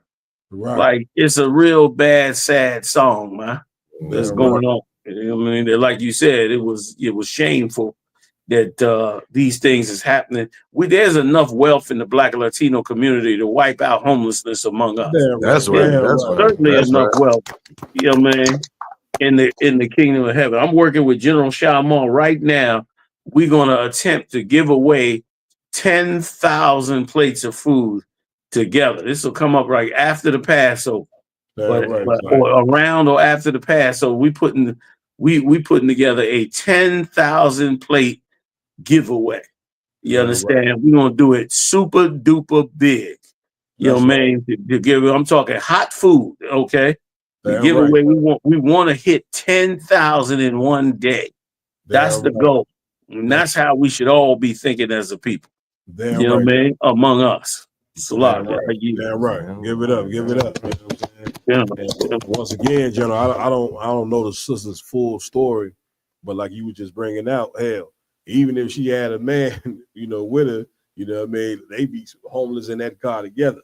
You know what I'm saying? And the fact that she's alone in a car for 3 years, the sister is so vulnerable to danger. You know what I'm saying? That it's ridiculous. You know what I'm saying?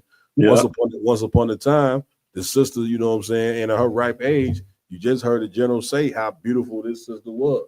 But what our women have to understand is this, you know what I'm saying, being in order and being in the right spirit is more important than how beautiful you are. You know what I'm saying? Because one day, that beauty is going to get fade. This is life. Right. I'm saying we all live and then we eventually gonna die. You know what I mean? So you ain't gonna be ripe and beautiful, you know what I'm saying, forever. So after a while, you're gonna start to age. When you start to age, the natural order is you're supposed to age with a man. You know what I'm saying? Now she's reaching 60 years old or whatever the case may be, and she's pretty much past her time of the dating world. You know what I'm saying? So this sister may die alone. You know what I'm saying? Which dying alone is a very, very horrible thing when you don't have someone there for you. This is why family is so important, and staying in the right spirit is so important. Like the general say, learning to shut your damn mouth. That's right. So that man stay around, you know what I'm saying, to be with you. You see what I'm saying? So, this is horrific. You know what I'm saying? And if it's happening to her, just think about how many other entertainers or non-entertainers that is going through the same thing. Right. You know what I'm saying? My slavery, I work, you know what I'm saying, for a homeless shelter. You know what I mean? So, and you should hear the stories of these people that's homeless. You know what I'm saying? And like General said, man, in the UPK, man, we trying to feed 10,000 people in one day. Like this is what the ISUPK is really about. You know what I'm saying? Is helping our people. And even at the slavery, like when a person come homeless, they've been sleeping in their car or outside, is no greater feeling than helping them get housed. That's right. You know what I'm saying? Giving them keys, you know what I'm saying, to, their own apartment. And it's a government funded program. But of course, like the general say, if we was to come together as black people, we wouldn't need to lean on the government, you know what I'm saying, to house our people. This system would be housed. You know what I'm saying? We got enough money in our community to look after and take care of one another. The problem is we don't love each other no more. Right. You know what I'm saying? And we got to get back to the essence, you know what I'm saying, of loving one another. That's what's gonna help us make it through this rough time that we have, and that you better understand. And what the ISUBK is all about, you know what I'm saying, is coming together. The Bible says, "Gather yourself together, O nation, not desired." And Blacks, Hispanics, and Native American Indians, we are the undesirables in this kingdom right here. You know what I'm saying? And being as such, we supposed to be coming together to look after each other. That's right. Because in a minute, America, you see where Donald Trump is headed. You see where America is headed. They're going to turn their back on you. That what I'm telling you is in the Bible. The scriptures say thy lovers, you know what I'm saying, shall be disappointed in thee. You know, I'm paraphrasing the course. You see what I'm saying? So This nation that you think is going to be here for you is not. You should have learned that lesson when the damn levees broke in New Orleans. Yeah, Said they took all the black people. Get me right on that, General. no, you right. Them levees was a hell of a lesson. Yeah, You absolutely right. I didn't mean to cut you off, but like that was the time to learn. We gonna have to turn inward towards each other, and like you said, we gonna learn to love each other, or we gonna get beat by our Father in heaven till we learn how to do that thing.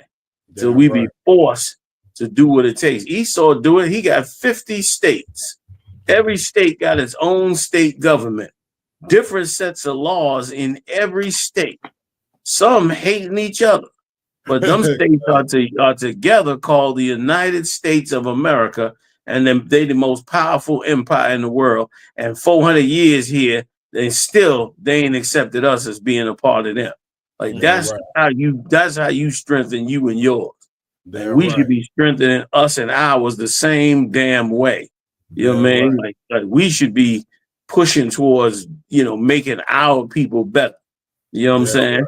Like it ain't no you could tell me all the shit you want to say, but you ain't gonna tell me sitting in a car at 11 o'clock at night in the dark, you understand, heating up a can of fucking soup, you understand, and a piece of bread by yourself at 58 years old is a happy life.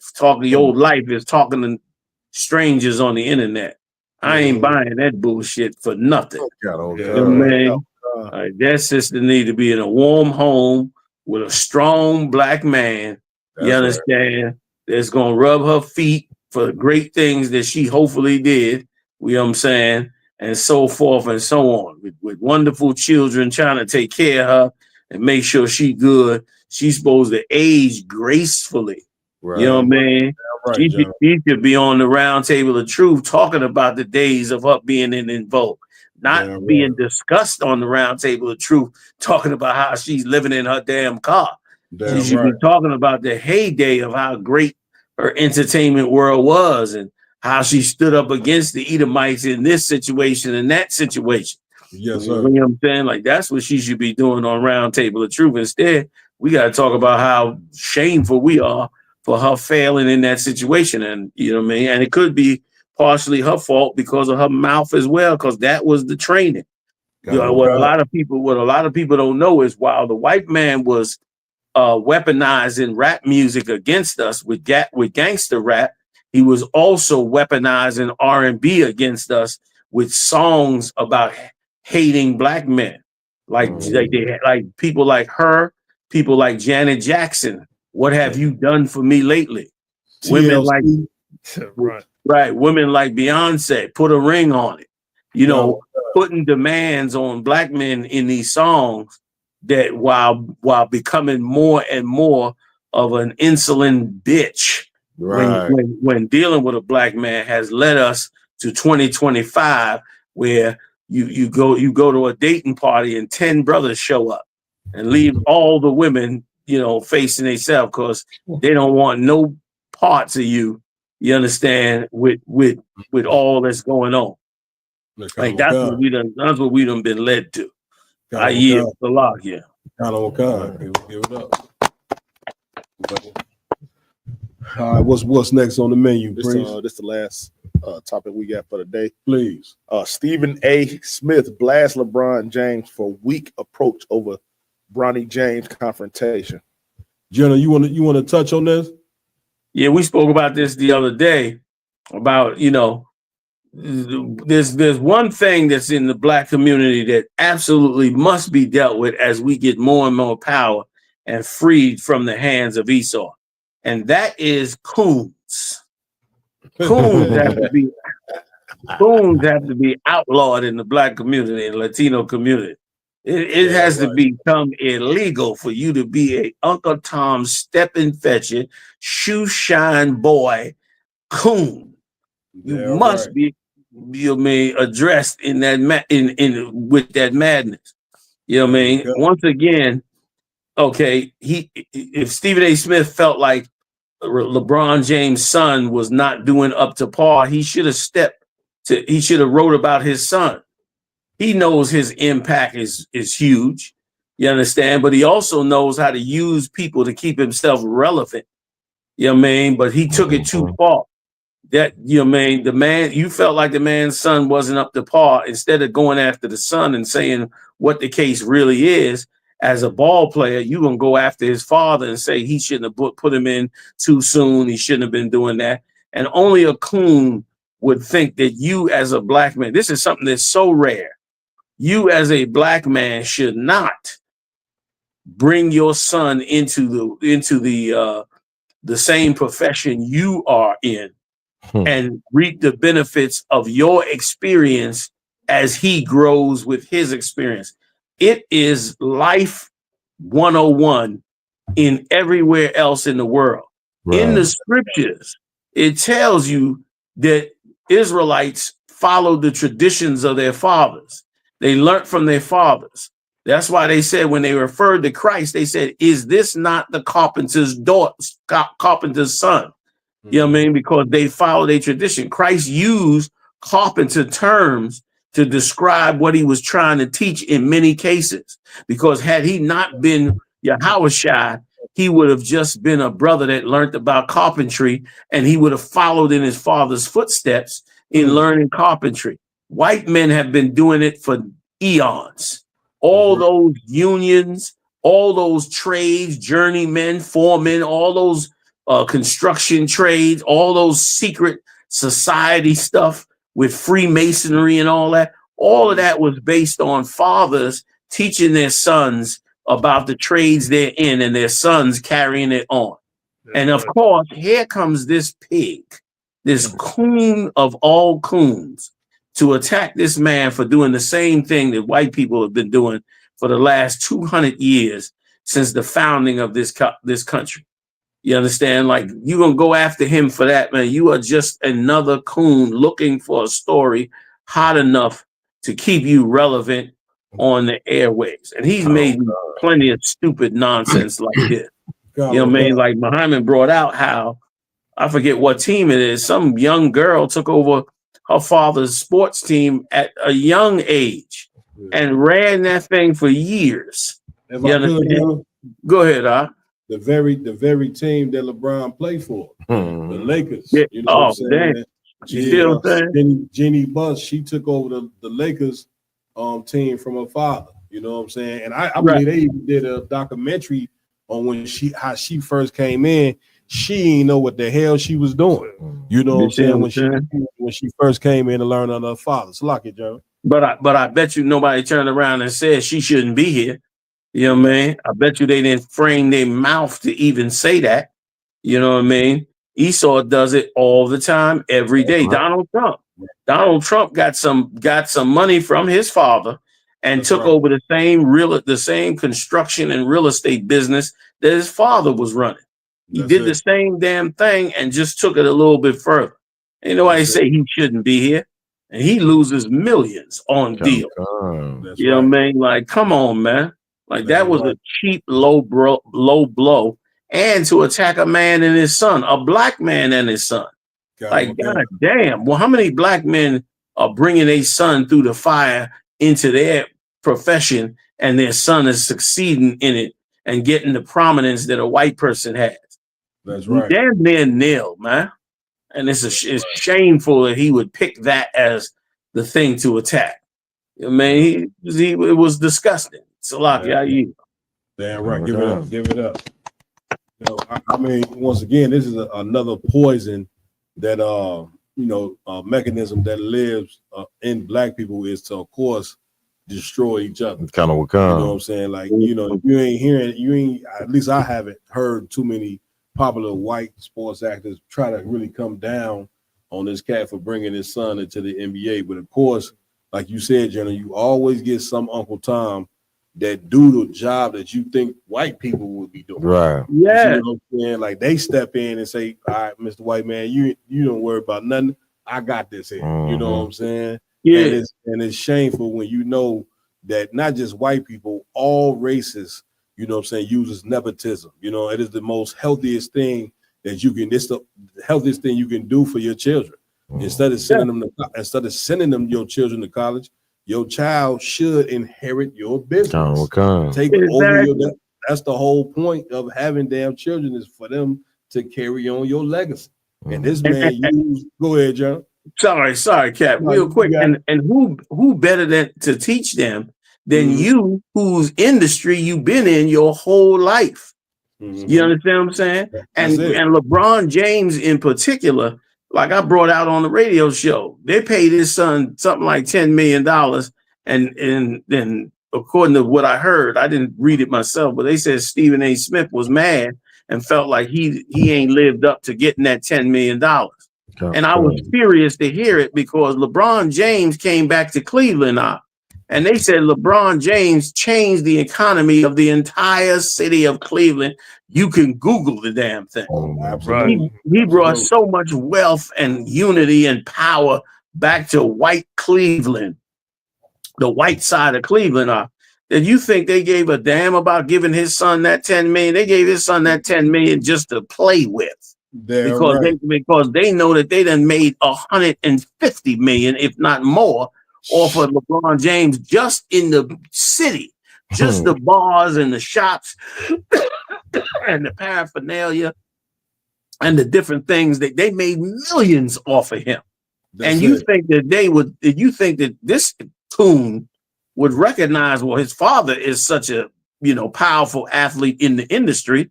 Of course, they would let his son get in there and get down for the get down. You know how many white men running companies that don't know what they doing? How many of them are bosses over us, and our Latino brothers own every little business and shop, and they dumb and stupid as they could be. Need black men to show them the ropes on everything. You know how many black people done had to teach their white supervisor how to do the job they done been hired to be over them to do because they couldn't become the supervisor. But not this coon. This supposed to be an educated Negro when really all he is a tap dancing coon. Damn right. You understand? I yield. If I may, I'm coming to your done.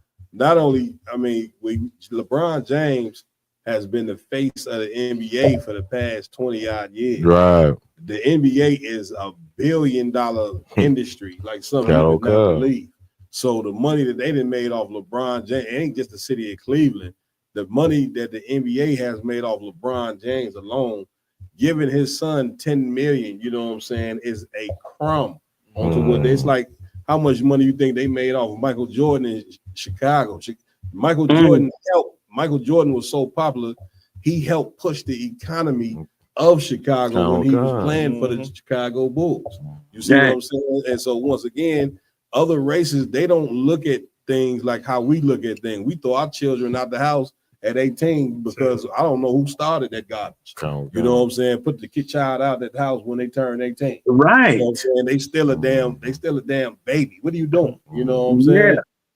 So we, a lot of the things that, we believe are just soul destructive. You see what I'm saying? And one of the most healthiest things that you can do is bring your son or your family in to learn on they'll learn on the fly. Who knows what this boy will be in a couple of years? You know what I'm saying? He might turn, who knows? He learning on the fly. You know what I'm saying? It's just like these jobs you go to and you work, man. If it be some East Indians there, guess what? They're gonna pull other East Indians into the job. All races do it. They look out for their own. And to try to come down on this brother for looking out for his son, not only is he wrong and he needed to be checked on it, it teaches us a bad lesson that we should not look out for each other. That's right. You know what I'm saying? And he's being used, to do that. Jordan? So like I said, if I could, just kind of watching, saying LeBron career, because I was heavy off into sports for a while. And when LeBron came into the league, Stephen A was just a beat writer. You know what I'm saying? Stephen A made LeBron, some owners just for his career alone. The guy that put him on, Skip Bayless, majority of his topics was talking about LeBron. That's how he got famous, off of Cold Pizza. I saw it from the beginning. He was on Cold Pizza. Then they got their own debate show, mainly talking about topics like LeBron James and what was the little football player, the cat? You know what I'm saying? No, it was a devil before Cam Newton. But anyway, just these topics, you know what I'm saying? LeBron James being one of the main topics, because Stephen A covered the NBA. You know what I'm saying? Like you said, LeBron has been the face of the NBA for the last 20 years. So he said the reason why he didn't go back at LeBron when LeBron approached him face to face is because he had just signed his Disney deal, you know what I'm saying, for probably over $100 million. Well, listen, judging that video I just seen of him with them boxing gloves, I think it was probably his best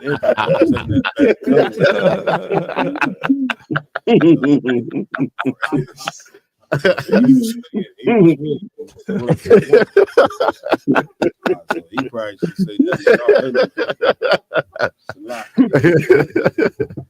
But any more points on this is? Man, General, we want to thank you again for joining us tonight, sir. You know what I mean, for this special edition of the Round Table of Truth, sir. Hey, the water for having me, Cap. I really appreciate it, man. Good to see all y'all warriors up in there getting it on, man. You know what I mean? Lord allow, I hope to see y'all again. Real true. What? Any closing statements, General? Come check us out tomorrow night, 9 p.m. on Real General Yahanna channel. We're gonna be getting it in again on some more of the latest. Talk a little bit more about this attack on these Houthis. You know what I mean? Definitely want to tell everybody about April 12th. We're gonna do this Passover. It's gonna be bigger than any other one we did before.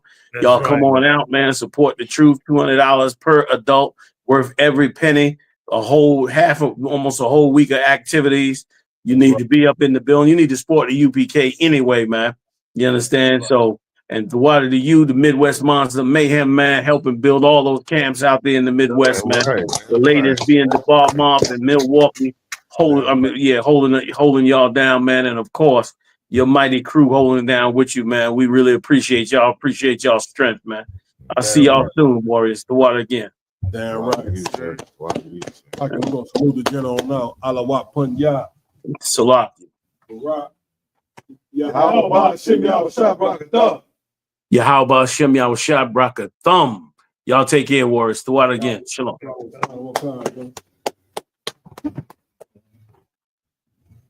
Hey, listen, man, we appreciate everybody again joining us on the Round Table of Truth. Joining us up and coming Friday night. You understand? 8 p.m. Central is going to be going down. You know what I mean? You do not want to miss it. We're going to be back in the game. Lord allow. The hosts who do rock it out with us every week, these brothers will be back on the set. Officer Lamak Yala, Officer Iowa Lum, and Officer Maya with us this Friday on the Round Table of Truth. Any closing statements, Akin? If I could, please go ahead, Yardan. If you want to check any of this gear out, you know what I'm saying, it'll be available at the Passover. You know what I'm saying, we have several vending events, you know what I'm saying, to where, you know what I'm saying, all the brothers and sisters that, you know what I'm saying, have products in the ISUPK will be at the Passover, even before the Passover week. You know what I'm saying, we'll be having some vending events, you know what I'm saying, where you can get all the Diverse City merch. You can also get it at diversecitymall.com. You know what I'm saying. Also, you know what I'm saying, when it comes down to the Round Table of Truth, you know what I'm saying, we're gonna be here every Friday at 8 p.m. You know what I'm saying? So check us out every week, man. We got a lot of, you know what I'm saying, heavy, you know what I'm saying, interviews and topics coming up, you know what I'm saying? Mainly, you know what I'm saying, one heavy one coming up real soon. You know what I'm saying? You're gonna be interviewing your pop still on the one, right? The week before the Passover, you know what I'm saying? We're gonna be interviewing the father, you know what I'm saying, of Captain Mal Quad, man. It's gonna be a heavy episode. You know what I'm saying? Go ahead, Ramon. Somebody, just one more thing. For the Passover week, April 9th, we will be having a Round Table of Truth. Commander General Yahanna allowed us to do the Round Table of Truth out there for the Passover week. Damn right. It's going to be at 9 p.m. You know what I'm saying? Sharp. You know what I'm saying? Make sure y'all tune in to y'all favorite podcast, the Round Table of Truth. Damn right. Damn right. We'll encourage everybody, pay your ties. That's right. That's right. It's true.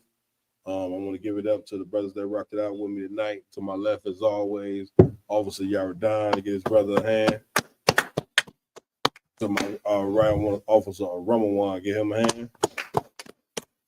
To my far left, we want to thank Officer Mariah for joining us tonight.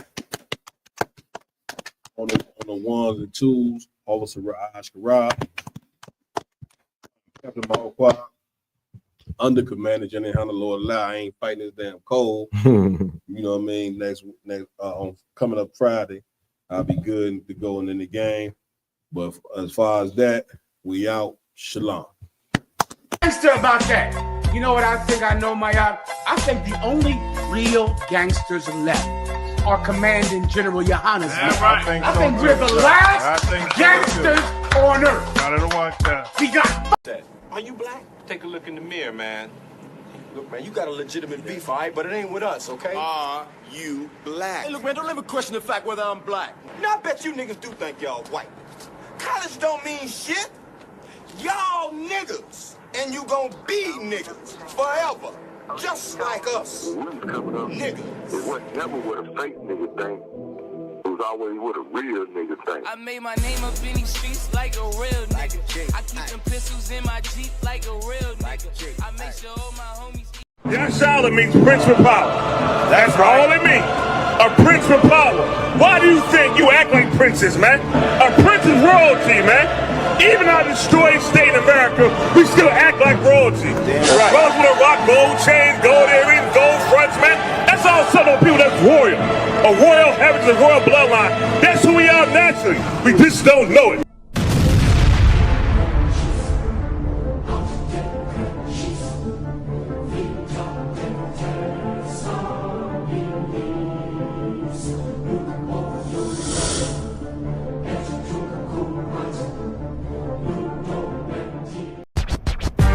Don't miss out on the opportunity for a quality leather jacket. Yatazar Pale X Diverse City is introducing their Real Nigga University Letterman jacket. Don't be the only one without one. Order yours today. www.diversitymall.com. Oh yeah, and they take Afterpay. So get yours today. But now check it out. You got the 1969 on that side. Look at that One West emblem on that side right there. Look at that. Look at that. Look at that. That's real ice drip. Like that's real leather dripping. You got the back.